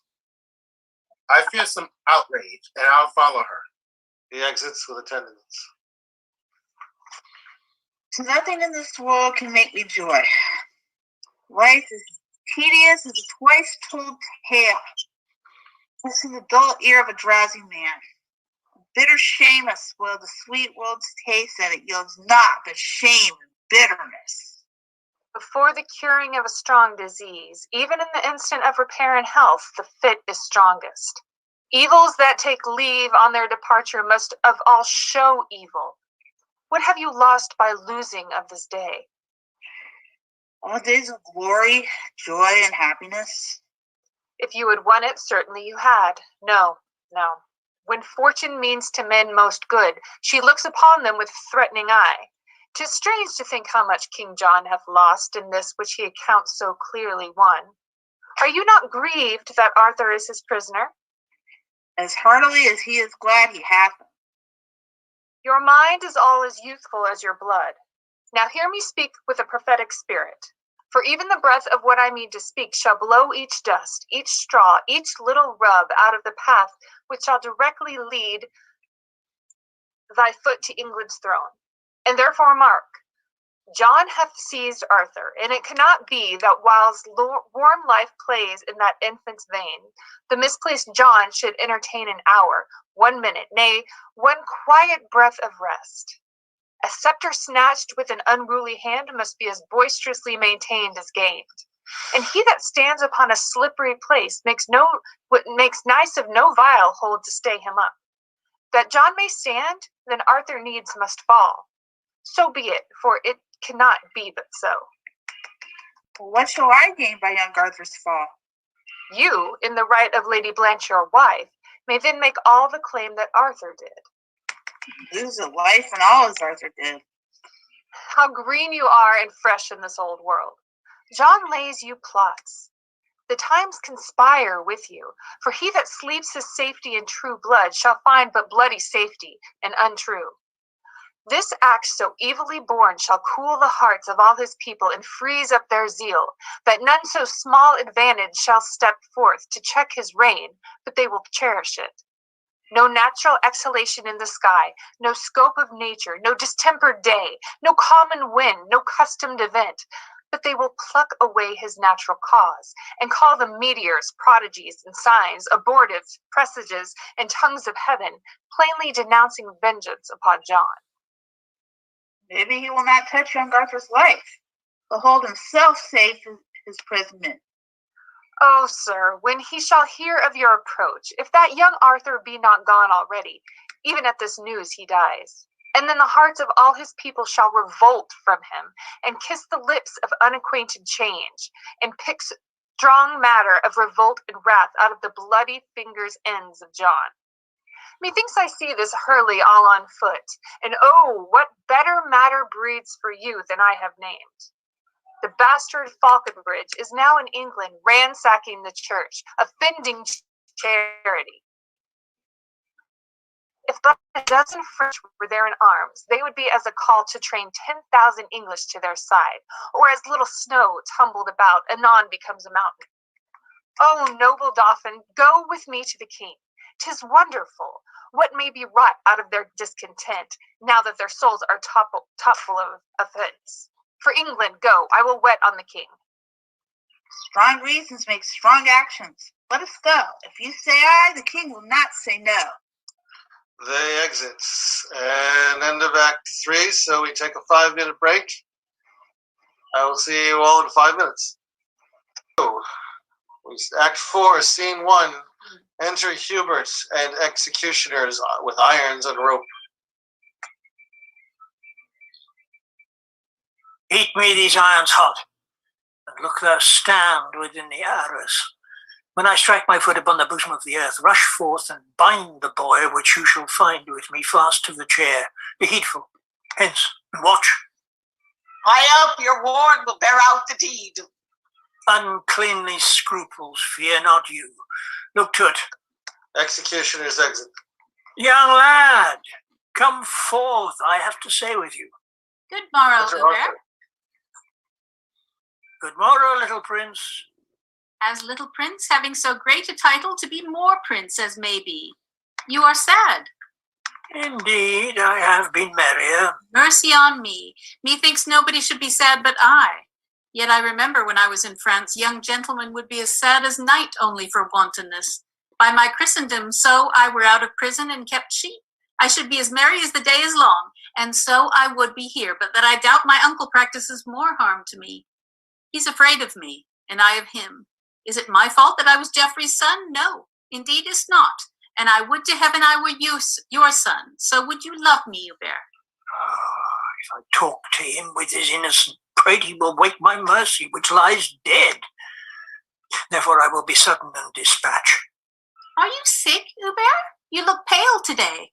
In sooth, I would you were a little sick, that I might sit all night and watch with you. I warrant I love you more than you do me. Oh, his words do take possession of my bosom. Read here, young Arthur. How now, foolish room, turn this piteous torture out of door. I must be brief, lest resolution drop out at mine eyes in tender womanish tears. Can you not read it? Is it not fair writ? Too fairly, Hubert, for so foul effect. Must you with hot irons burn out both mine eyes? Young boy, I must, And will you? and I will. Have you the heart? When your head did but ache, I knit my handkerchief around your brows, the best I had. A princess wrought at me, and I did never ask at you again, and with my hand at midnight held your head, and like the watchful minutes to the hour, still and anon cheered up the heavy time, saying, what lack you, and where lies your grief, or what good love may I perform for you? Many a poor man's son would have leaned still, and ne'er have spoke a loving word to you. But you at your sick service had a prince. Nay, you may think my love was crafty love, and call it cunning. Do, and if you will, if heaven be pleased that you must use me ill, why then you must. Will you put out mine eyes, these eyes that never did, nor never shall so much as frown on you? I have sworn to do it. With hot irons must I burn them out. Ah, none but in this iron age would do it. The iron of itself, though heat red hot, approaching near these eyes, would drink my tears and quench this fiery indignation, even in the matter of mine innocence. Nay, after that consume away in rust, but for containing fire to harm mine eye. Are you more stubborn hard than hammered iron? And if an angel should have come to me and told me Hubert should put out mine eyes, I would not have believed him. No tongue but Hubert's. Come forth! Do as I bid you do. Oh, save me, Hubert, save me. My eyes are out, even with the fierce looks of these bloody men. Give me the iron, I say, and bind him here. Alas, what need you be so boisterous rough? I will not struggle. I will stand stone still. For God's sake, Hubert, let me not be bound. Nay, hear me, Hubert, drive these men away, and I will sit as quiet as a lamb. I will not stir, nor wince, nor speak a word, nor look upon the iron angrily. Thrust but these men away, and I'll forgive you whatever torment you do put me to. Go stand within. Let me alone with him. I am best pleased to perform a deed. Alas, Execution is exit. I then have chid away my friend. He hath a stern look, but a gentle heart. Let him come back, that his compassion may give life to yours. Come, boy, prepare yourself. Is there no remedy?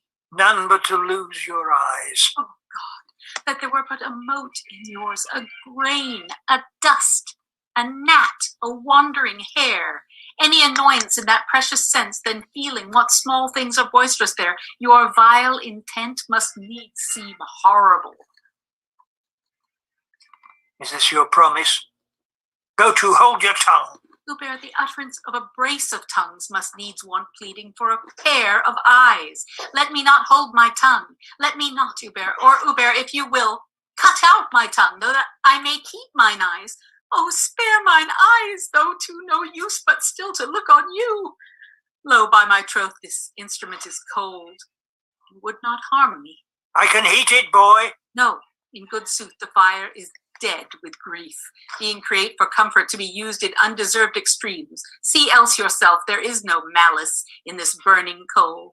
The breath of heaven hath blown his spirit out and strewed repentant ashes on his head. But with my breath I can revive it, boy. And if you do, you will but make it blush and glow with shame of your proceedings, Hubert. Nay, it perchance will sparkle in your eyes, and like a dog that is compelled to fight, snatch at his master that doth tar him on. All things that you should use do me wrong, deny their office. Only you do lack that mercy, which fierce fire and iron extends, creatures of note for mercy lacking uses. Well, see to live. I will not touch thine eye for all the treasure that thine uncle owes. Yet I am sworn, and I did purpose, boy, with this same very iron to burn them out. Oh, now you look like Hubert. All this while you were disguised. Peace, no more, adieu. Your uncle must not know, but you are dead. I'll fill these dogged spies with false reports. And, pretty child, sleep doubtless and secure that Hubert, for the wealth of all the world will not offend thee. Oh, but thank you, Rupert. Silence, no more. Go closely in with me. Much danger do I undergo for thee. They exit. Scene 2. Enter King John, Pembroke, Salisbury, and other lords. Here once again we sit, once again crowned, and looked upon, I hope, with cheerful eyes. This once again, but that your highness pleased, was once superfluous. You were crowned before, and that high royalty was ne'er plucked off. The face of men ne'er stained with revolt. Fresh expectation troubled not the land with any longed-for change or better state. Therefore, to be possessed with double pomp, to guard a title that was rich before, to gild refined gold, to paint the lily, to throw a perfume on the violet, to smooth the ice, or add another hue unto the rainbow, or with taper light to see the beauteous eye of heaven to garnish is wasteful and ridiculous excess. But that your royal pleasure must be done, this act is as an ancient tale new told, and, in the last repeating, troublesome, being urged at a time unseasonable. Is this the antique and well-noted face of plain old form is much disfigured, and like a shifted wind into a sail, it makes the course of thoughts to fetch about, startles and frights consideration, makes sound opinion sick and truth suspected for putting on so new a fashioned robe.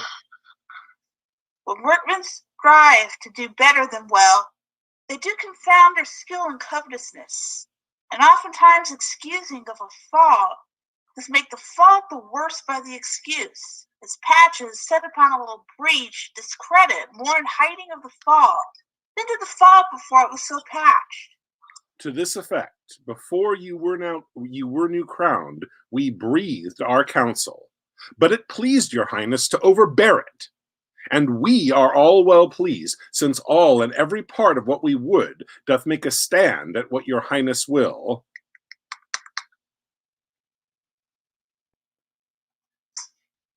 Some reasons of this double coronation I have possessed you with, and think them strong, and more strong when lesser is my fear. I shall endue you with. Meantime, but ask what you will, what you would have reformed that is not well, and well shall you perceive how willingly I will both hear and grant your requests. And I, as one that in the tongue of these that to sound the purposes of all their hearts, both for myself and them, but chief of all your safety, for the which myself and them bend their best studies, heartily request the enfranchisement of Arthur, whose restraint has moved the murmuring lips of discontent to break into this dangerous argument. If what in rest you have and right you hold, why then your fears, which, as they say, attend the steps of wrong, should move you to mew up your tender kinsman, choke his days with barbarous ignorance, and deny his youth the rich advantage of good exercise. That the time's enemies may not have this to grace occasions, let it be our suit that you have bid us ask, his liberty, which for our goods we do no further ask than whereupon our weal, on you depending, counts at your will he have his liberty. Let it be so. I do commit his youth to your direction. Enter Hubert. Hubert, what news with you? This is the man should do the bloody deed. He showed his warrant to a friend of mine. The image of a wicked, heinous fault lives in his eye. That close aspect of his to show the mood of a much troubled breast. And I do fearfully believe 'tis done what we so feared he had a charge to do. The color of the king doth come and go between his purpose and his conscience. Like heralds twixt two dreadful battles set, his passion is so ripe, it needs must break. And when it breaks, I fear will issue thence the foul corruption of a sweet child's death. We cannot hold mortality's strong hand. Good lords, although my will to give is living, the suit which you demand is gone and dead. He tells us Arthur is deceased tonight. Indeed, we feared his sickness was past cure. Indeed, we heard how near his death he was before the child himself felt he was sick. This must be answered either here or hence.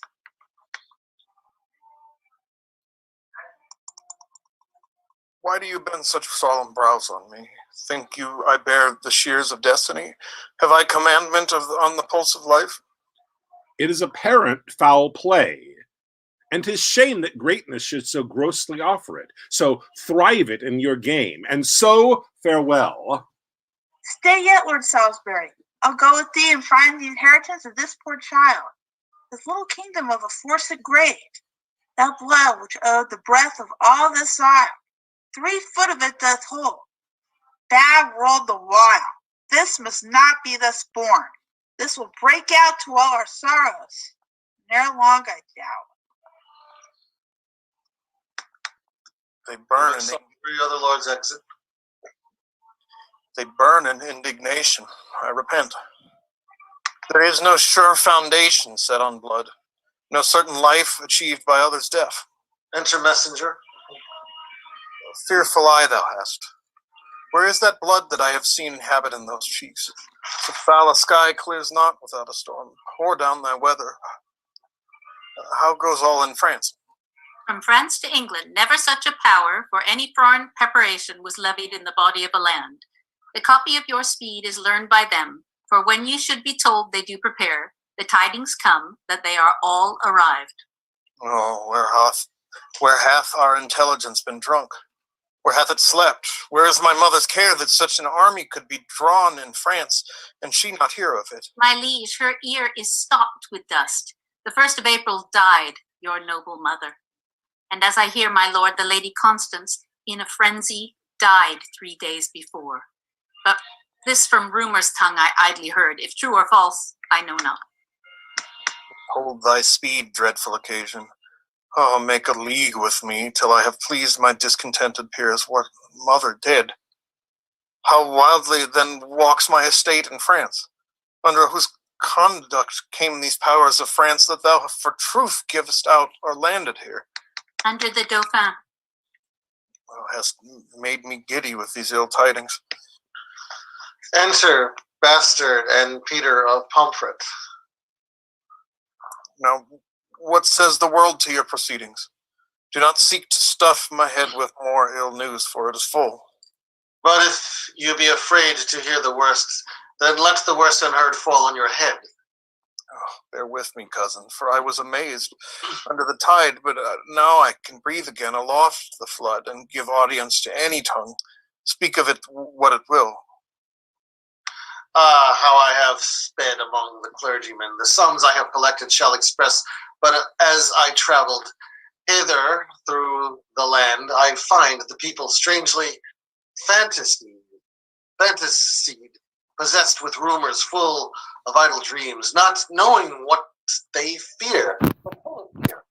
And here's a prophet that I brought with me from forth the streets of Pomfret, whom I found with many hundreds treading on his heels, to whom he sung in rude, harsh-sounding rhymes that ere the next Ascension Day at noon, your highness should deliver up your crown.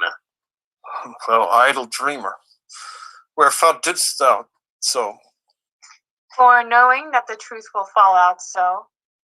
Hubert, away with him, imprison him, and on that day at noon, whereon he says, I shall yield up my crown, let him be hanged. Deliver him to safety in return, for I must use thee. Hubert and Peter exit. Oh, my gentle cousin, hearest thou the news abroad who are arrived?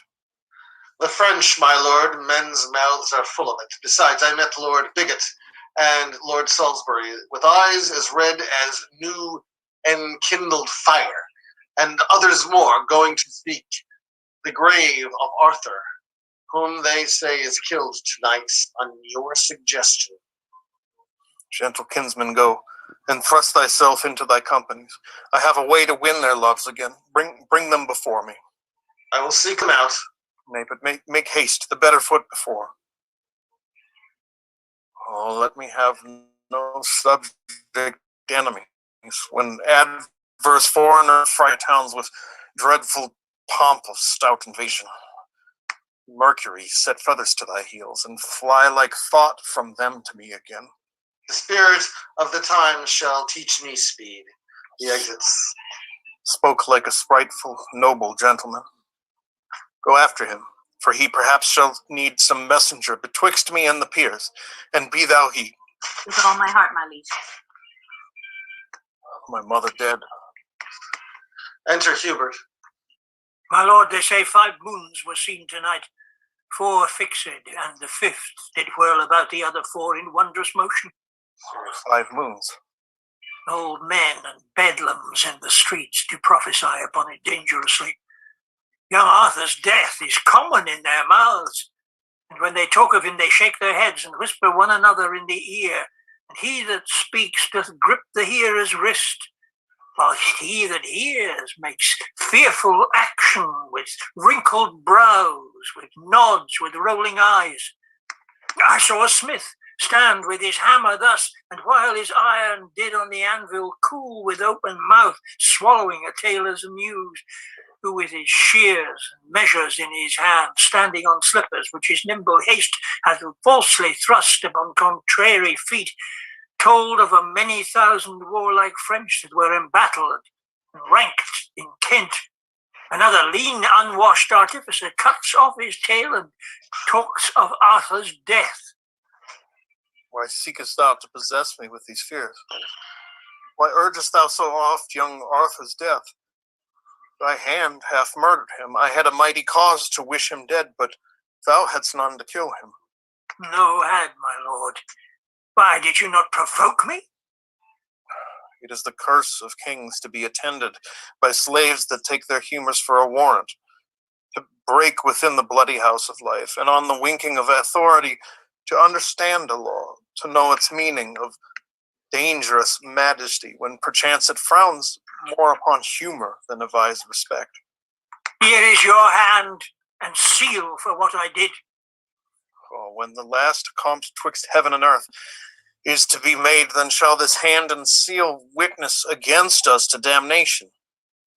How oft the sight of means to do ill deeds by make deeds ill done. Hadst thou been by a fellow by the hand of nature marked, quoted and signed to a deed of shame, this murder hath not come into my mind, but taking note of thy abhorred respect, finding thee fit for bloody villainy, apt liable to be employed in danger, I faintly broke with thee of Arthur's death, and thou to be endeared a king made it no conscience to destroy a prince. My lord! Oh, hast thou but shook thy head, or made a pause when I spake darkly of what I purposed, or turned an eye of doubt in my face, as bid me tell my tale and express words, deep shame had struck me dumb, made me break off, and those thy fears might have wrought fears in me. But thou didst understand me by my signs, and didst in signs against parley with sin. Yet without stop didst thou let thy heart consent, and consequently thy rude hand to act the deed which both our tongues held vile to name. Out of my sight, and never see me more. My nobles leave me, and my state is bereaved, even at my gates with ranks of foreign powers. Nay, in the blood of this fleshy land, this kingdom, this confine of blood and breath, hostility and civil tumult reigns between my conscience and my cousin's death. Arm you against your other enemies. I'll make a peace between your soul and you. Young Arthur is alive. This hand of mine is yet a maiden and an innocent hand, not painted with the crimson spots of blood. Within this bosom never entered yet the dreadful motion of a murderous thought, and you have slandered nature in my form, which howsoever rude exteriorly is yet a cover of a fairer mind than to be butcher of an innocent child. Doth Arthur live? Oh, haste thee to thy peers. Throw this report on their incest rage, and make them tame to thy obedience. Forgive the comment that my passion made upon thy feature, for my rage was blind, and foul imagery eyes of blood presented thee more hideous than thou art. Oh, answer not, but to my closet bring the angry lords with all expedient haste. I conjure thee but slowly. Run more fast. They exit. Scene 3. Enter Arthur on the walls, dressed as a ship boy. The wall is high, and yet will I leap down. Good ground, be pitiful and hurt me not. There's few or none do know me. If they did, this shipboy's semblance hath disguised me quite. I am afraid, and yet I'll venture it. If I get down, and do not break my limbs, I'll find 1,000 shifts to get away, as good to die and go as die and stay. He jumps. Oh me, my uncle's spirits is in these stones. Heaven take my soul, and England keep my bones. He dies. Enter Pembroke Salisbury with a letter and bigots. Lords, I will meet him at St. Edmundsbury. It is our safety, and we must embrace the gentle offer of the perilous time. Who brought that letter from the cardinal? The Count Melon, a noble lord of France, whose private with me of the Dauphin's love is much more general than these lines import. Tomorrow morning let us meet him then. Or rather then set forward, for 'twill be 2 long days' journey, lords, ere we meet.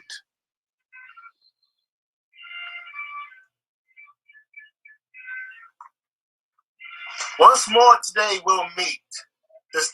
Distempered lords, the king by me requests your presence straight. The king hath dispossessed himself of us.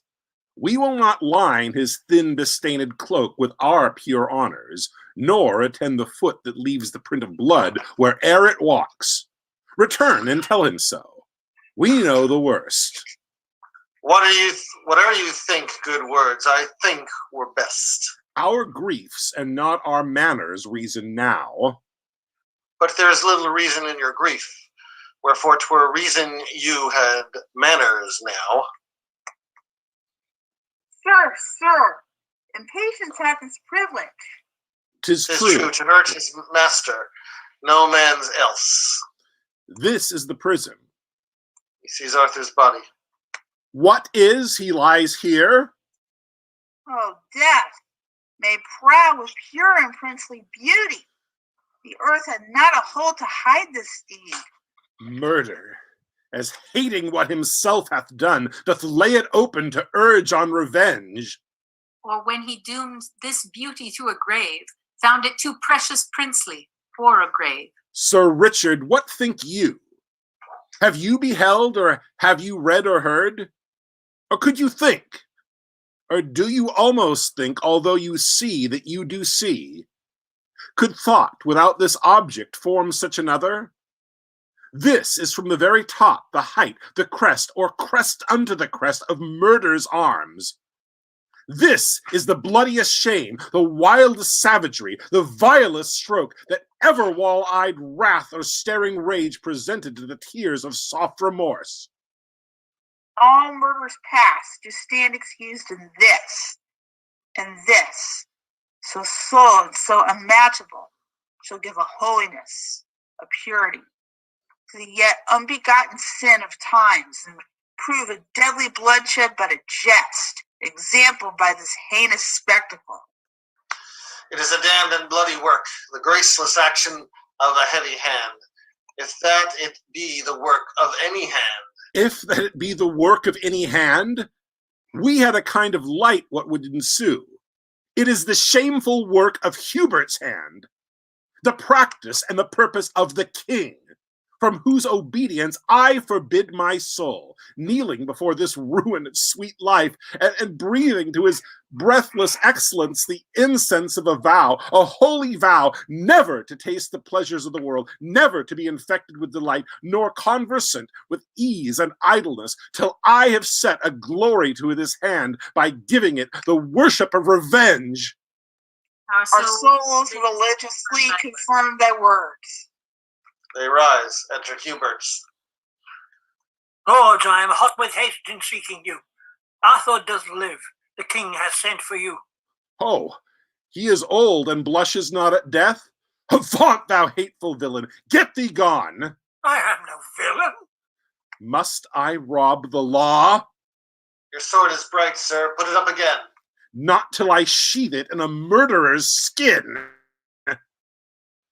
Stand back, Lord Salisbury, stand back, I say.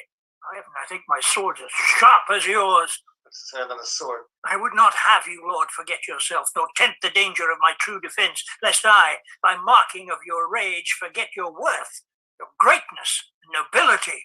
Out, dunghill! Darest thou brave a nobleman? Not for my life, but yet I dare defend my innocent life against an emperor. Thou art a murderer. Do not prove me so. Yet I am none. Whose tongue soe'er speaks false, not truly speaks, who speaks not truly lies. Cut him to pieces. Keep the peace, I say. Stand by, or I shall gall you, Falconbridge. Thou wert better gall the devil, Salisbury. If thou but frown on me, or stir thy foot, or teach thy hasty spleen to do me shame, I'll strike thee dead.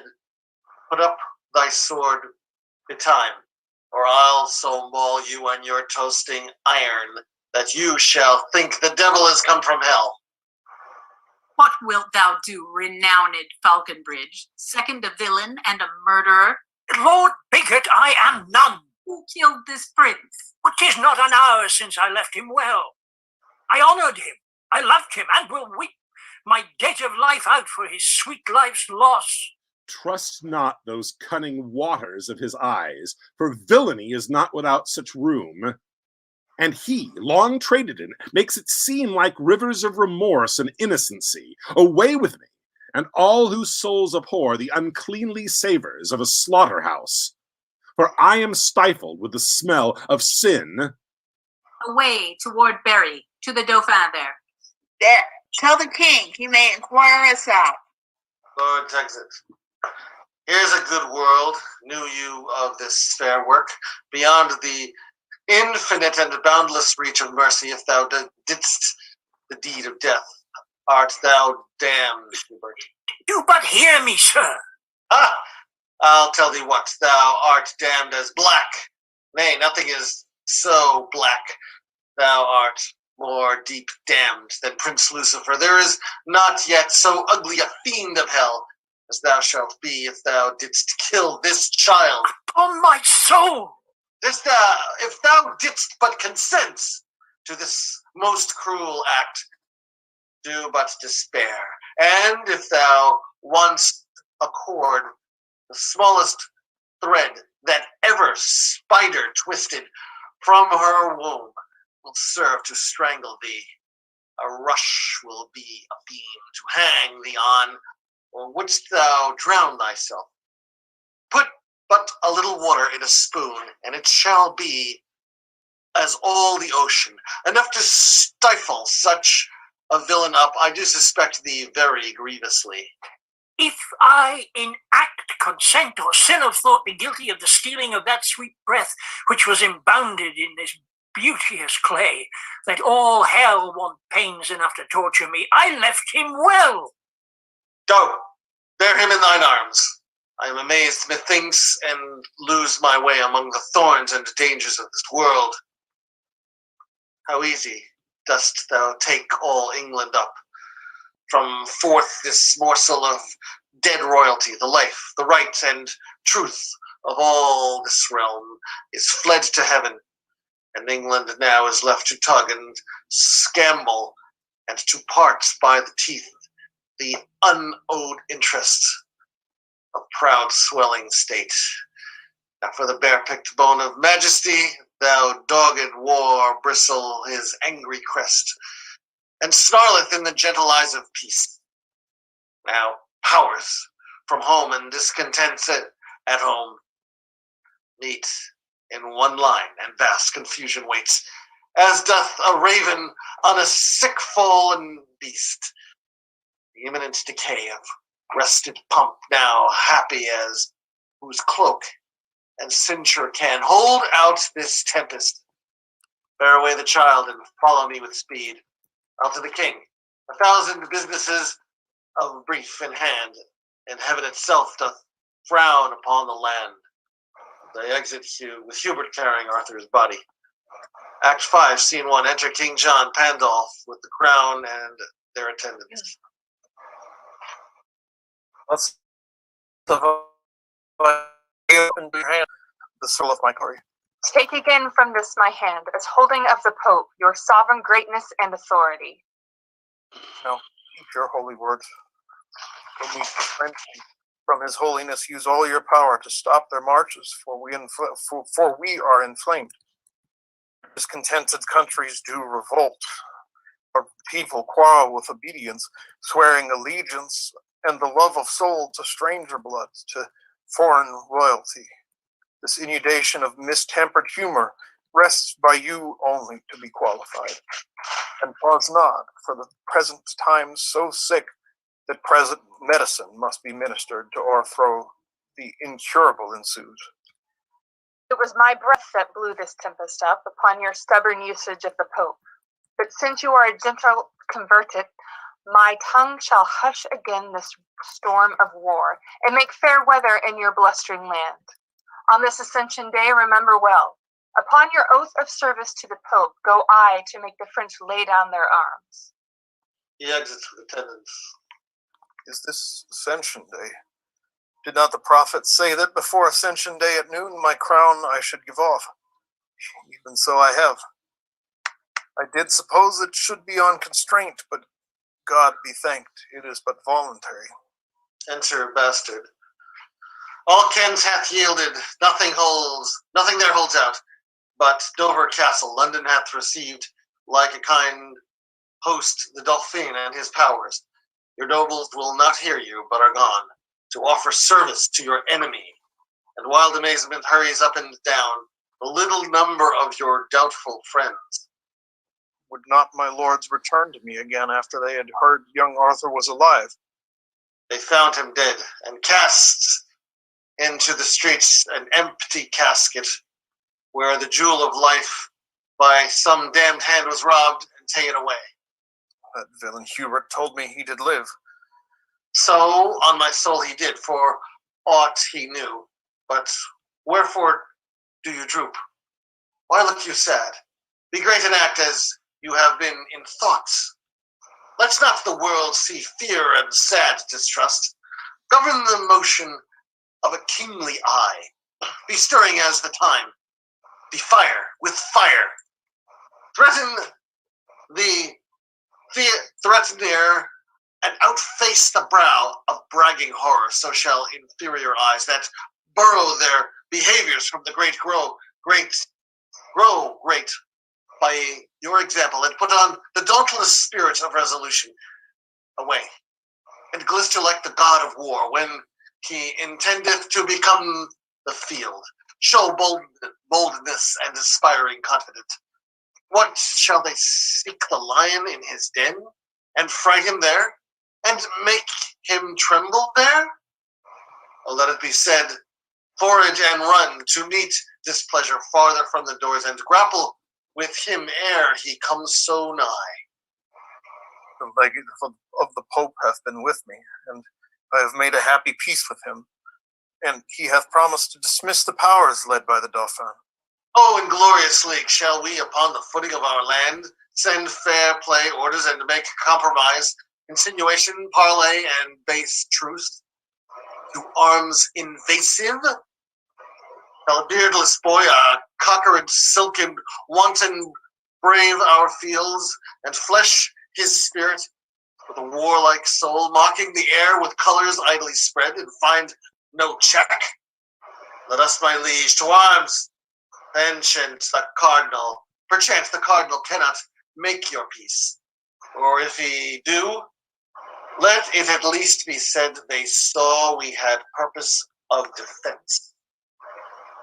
Hast thou the ordering of this present time? Away then with good courage, and I know our party may well meet a prouder foe. They exit. Scene 2. Enter in arms Louis the Dauphin, Salisbury, Melun, Pembroke, bigots, French, and English soldiers. My Lord Melun, let this be copied out, and keep it safe for our remembrance.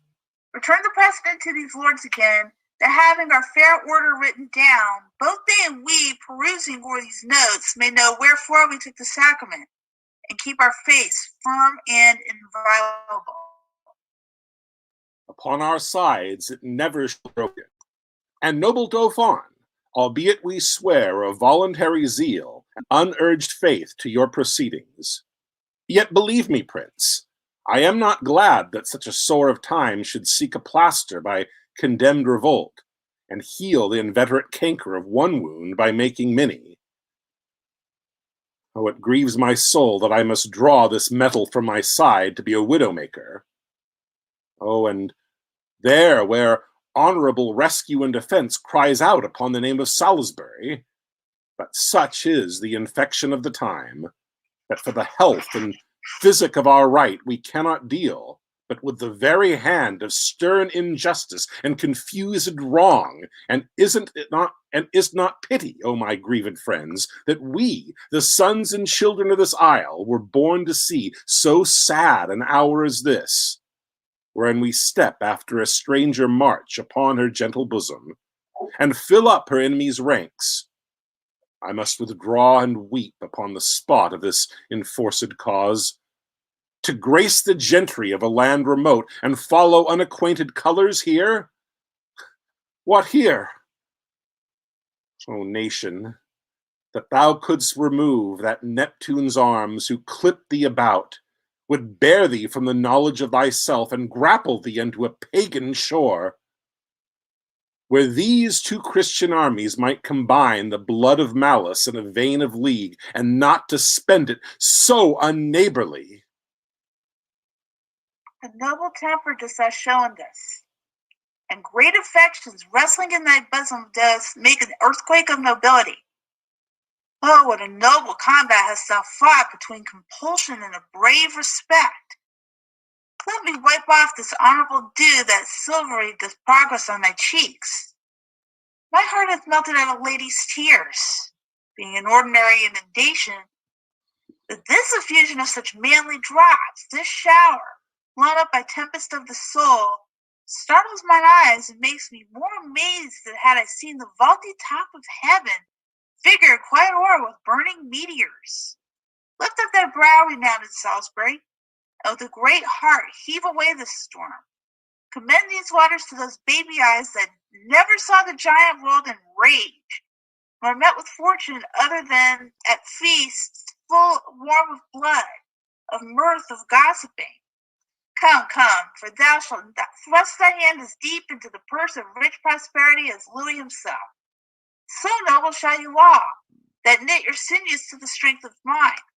And even there methinks an angel spake. Enter Pendulph.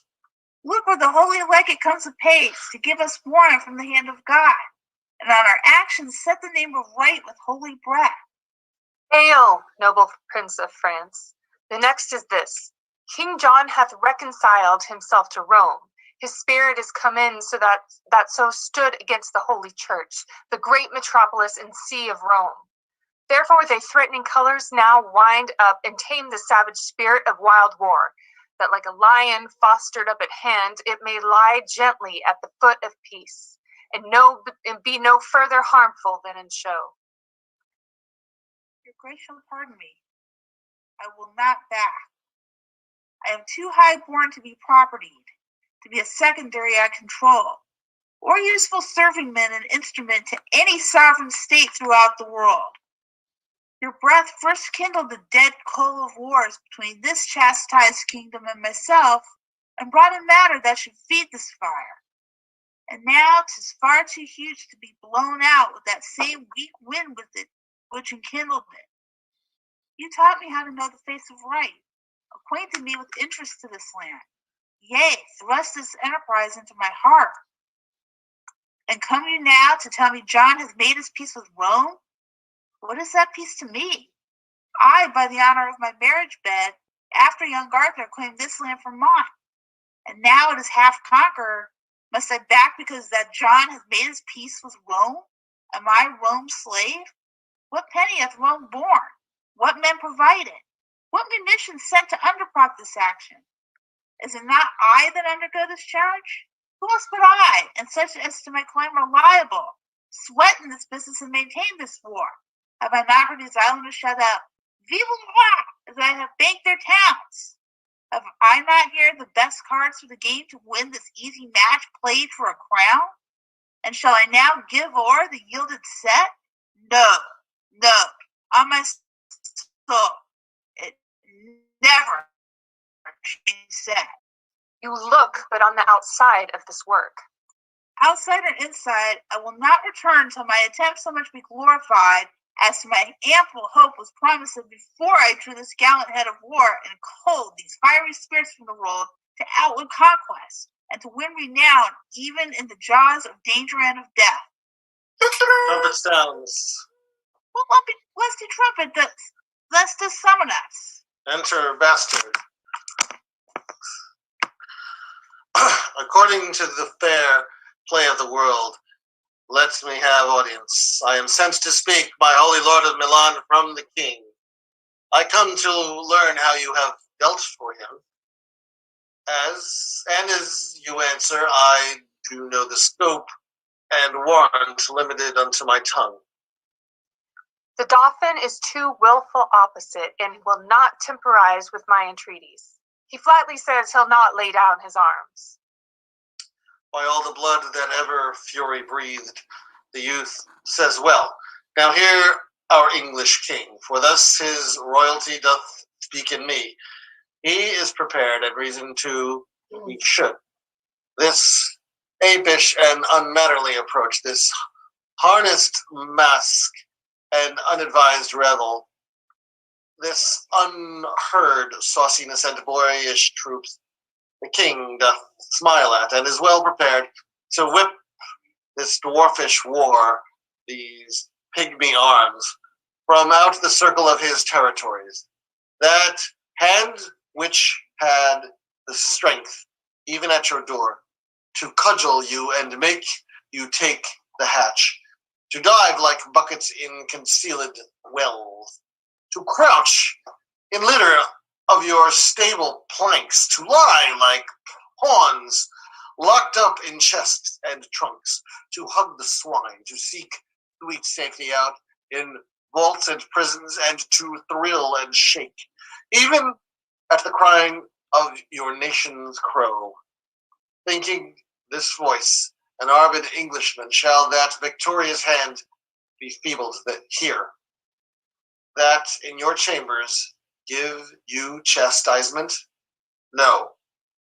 Know the gallant monarch in his arms, and like an eagle o'er his airy towers, to souse annoyance that comes near his nest, and you denigrate, you ingrate revolts, you bloody Neros, whipping up the womb of your dear mother England, blush for shame for your own ladies and pale-visaged maids, like Amazons come tripping after drums, their thimbles into armed gauntlets change, their needles to lances, and their gentle hearts to fierce and bloody inclination. Therein thy brave and turn thy face in peace. We grant thou canst not scold us. Fairly well. We hold our time too precious to be spent with such a brabbler.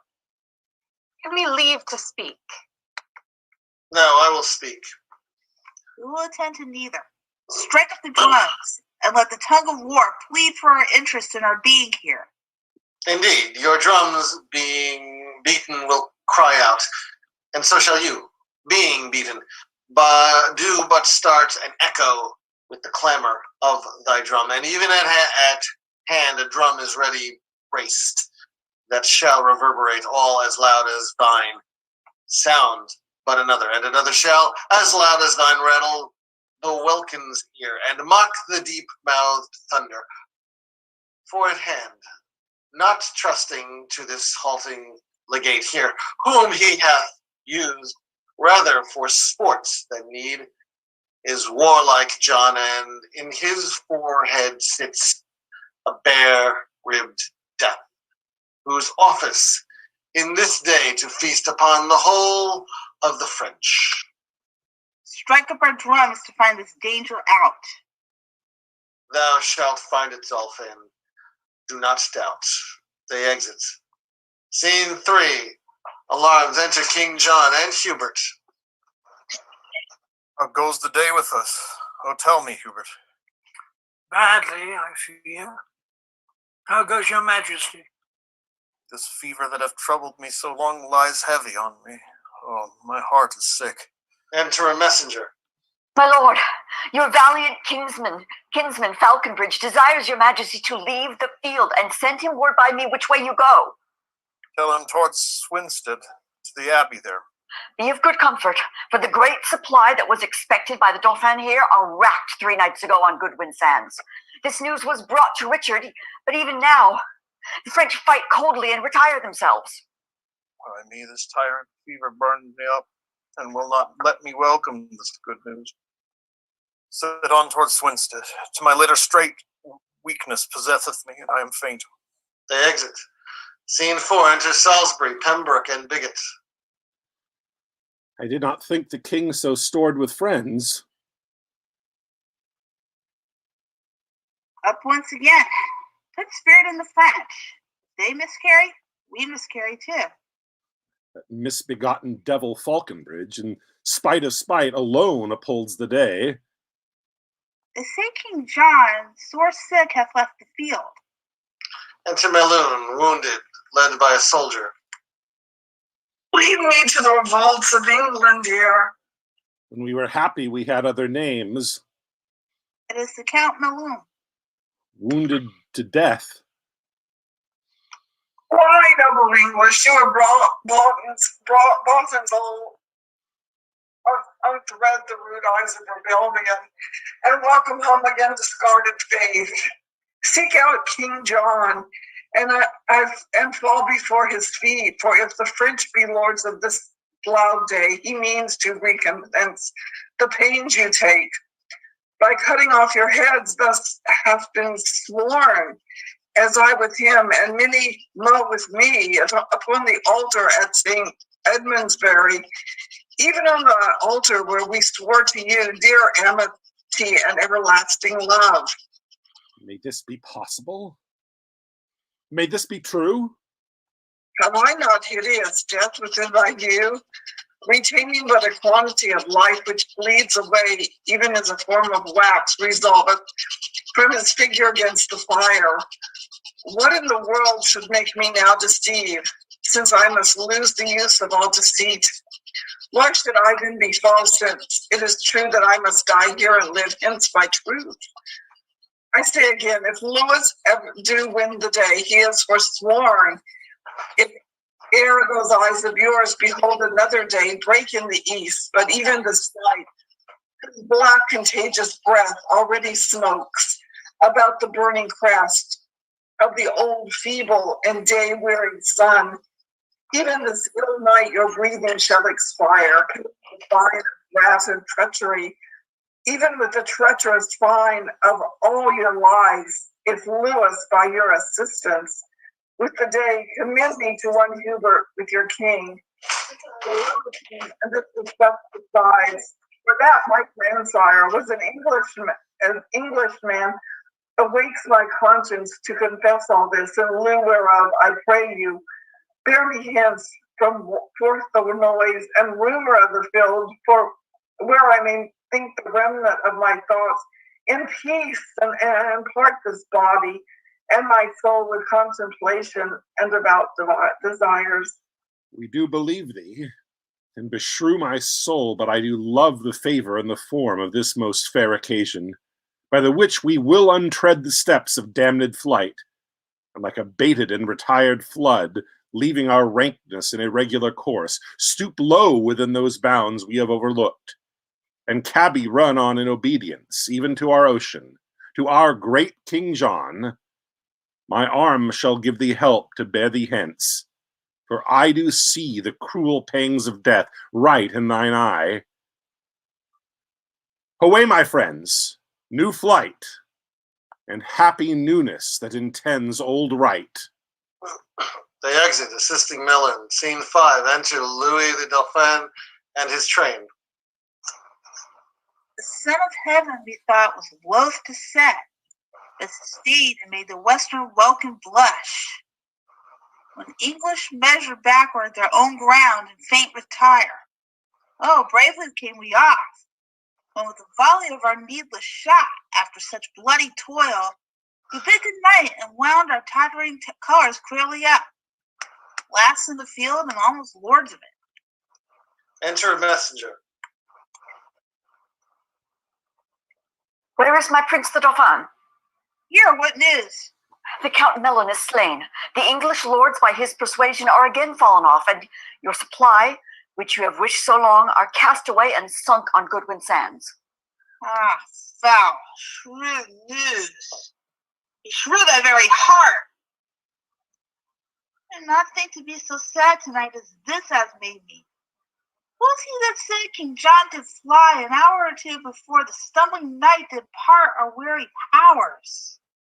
Whoever spoke it is true, Lord. Well, keep good quarter and good care tonight. The day shall not be up so soon as I to try the fair adventure of tomorrow. They exit. Scene 6. Enter Bastard and Hubert severally. Who's there? Oh, sorry? Speak. Who's there? Speak who? Speak quickly, or I shoot. A friend, what art thou? Of the part of England. Whither dost thou go? What's that to thee? Why may not I demand of thine affairs as well as thou of mine? Hubert, I think. Thou hast a perfect thought. I will upon all hazards well believe thou art my friend, that knowst my tongue so well. Who art thou? Who thou wilt, and if thou please, thou mayest befriend me so much as to think I come one way of the Plantagenets. Unkind remembrance. Thou and endless night hath done me shame. The brave soldier, pardon me, that any accent breaking from my tongue should escape the true acquaintance of mine ear. Come, come, sans compliments, what news abroad? Why, here walk I in the black brow of night to find you. Out. Brief then, and what's the news? Oh, my sweet sir, news fitting to the night. Black, fearful, comfortless, and horrible. Show me the very wound of all this ill news. I am no woman, I'll not swoon at it. The king, I fear, is poisoned by a monk. I left him almost speechless and broke out to acquaint you with his evil, that you might be the better arm you to the sudden time than if you had at leisure known of this. How did he take it? Who did taste to him? A monk, I tell you! A resolved villain whose bowels suddenly burst out. While the king yet speaks, and peradventure may recover. Who didst thou leave to tend his majesty? Why, know you not? The lords are all come back and brought Prince Henry in their company, at whose request the king hath pardoned them, and they are all about his majesty. Withhold thine indignation, mighty God, and tempt us not to bear above our power. I'll tell thee, Hubert, half my power this night, passing these flats, are taken by the hide. These Lincoln washes have devoured them. Myself, well mounted, hardly have escaped. Away before conduct me to the king. I doubt he will be dead, or ere I come. They exit. Scene 7. Enter Prince Henry, Salisbury, and Bigot.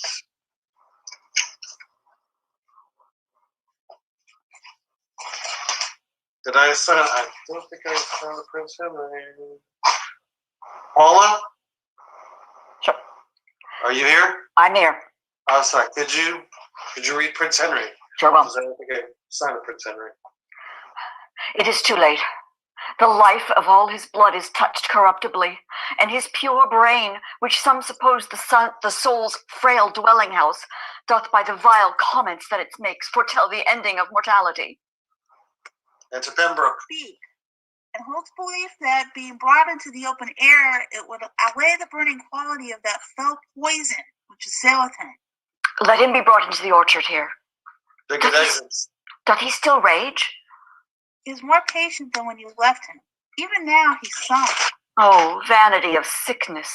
Fierce extremes in their continuance will not feel themselves. Death, having preyed upon the outward parts, leaves them invisible, and his siege is now against the mind, the which he pricks and wounds with many lesions of strange fantasies, which in their throng and press to that last hold confound themselves. 'Tis strange that death should sing.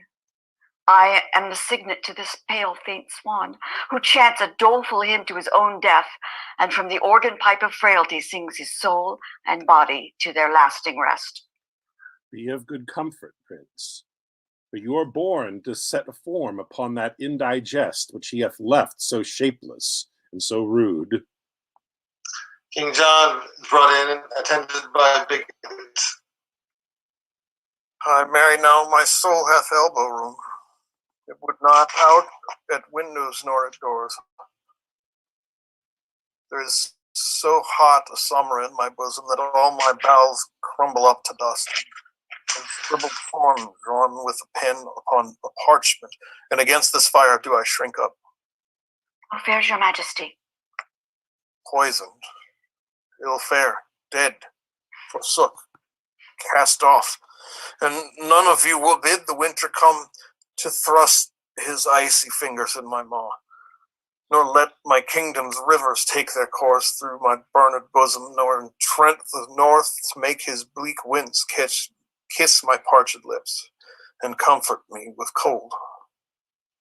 I do not ask you much. I beg comfort, and you are so straight and so ungrateful that you deny me that.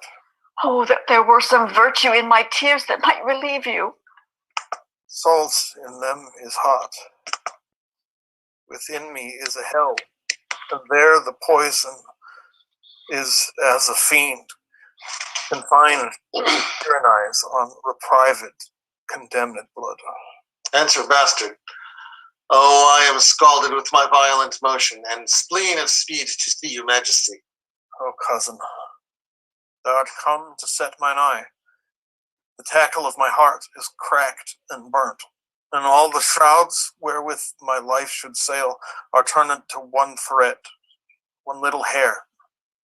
My heart hath one poor string to stay it by, which holds but till the news be uttered, and then all this thou seest is but a clod and a module of confounded royalty. The Dauphin is preparing hitherward, where God, he knows how we shall answer him, for in a night the best part of my power, as I upon advantage did remove, where in the washes all unwarily devoured by the unexpected flood, King John dieth. You breathe these dead news in as dead an ear. My liege, my lord, but now a king, now thus. Even so must I run on, and even so stop. What surety of the world, what hope, what stay, when this was now a king, and now is clay? Art thou gone so? I do but stay behind to do the office for thee of revenge, and then my soul shall wait on thee to heaven, as it on earth shall have been my servant still. Now, you stars that move in your right spheres, where be your powers? Show now your mended faiths, and instantly return with me again to push destruction and perpetual shame out of the weak door of our fainting land. Straight let us seek, where straight we shall be sought. The Dauphin rages at our very heels. It seems you know not, then, so much as we. The Cardinal Pandolf is within at rest, who half an hour since come from the Dauphin, and brings from him such offers of our peace, as we with honor and respect may take, with purpose presently to leave this war. He will the rather do it when he sees ourselves well sinewed to our defense. Nay, it is in a manner done already. For many carriages he hath dispatched to the seaside, and put his cause and quarrel to the disposing of the cardinal. with whom yourself, myself, and other lords, if you think meet, this afternoon will post to consummate this business happily. Let it be so. And you, my noble prince, with other princes that may best be spared, shall wait upon your father's funeral.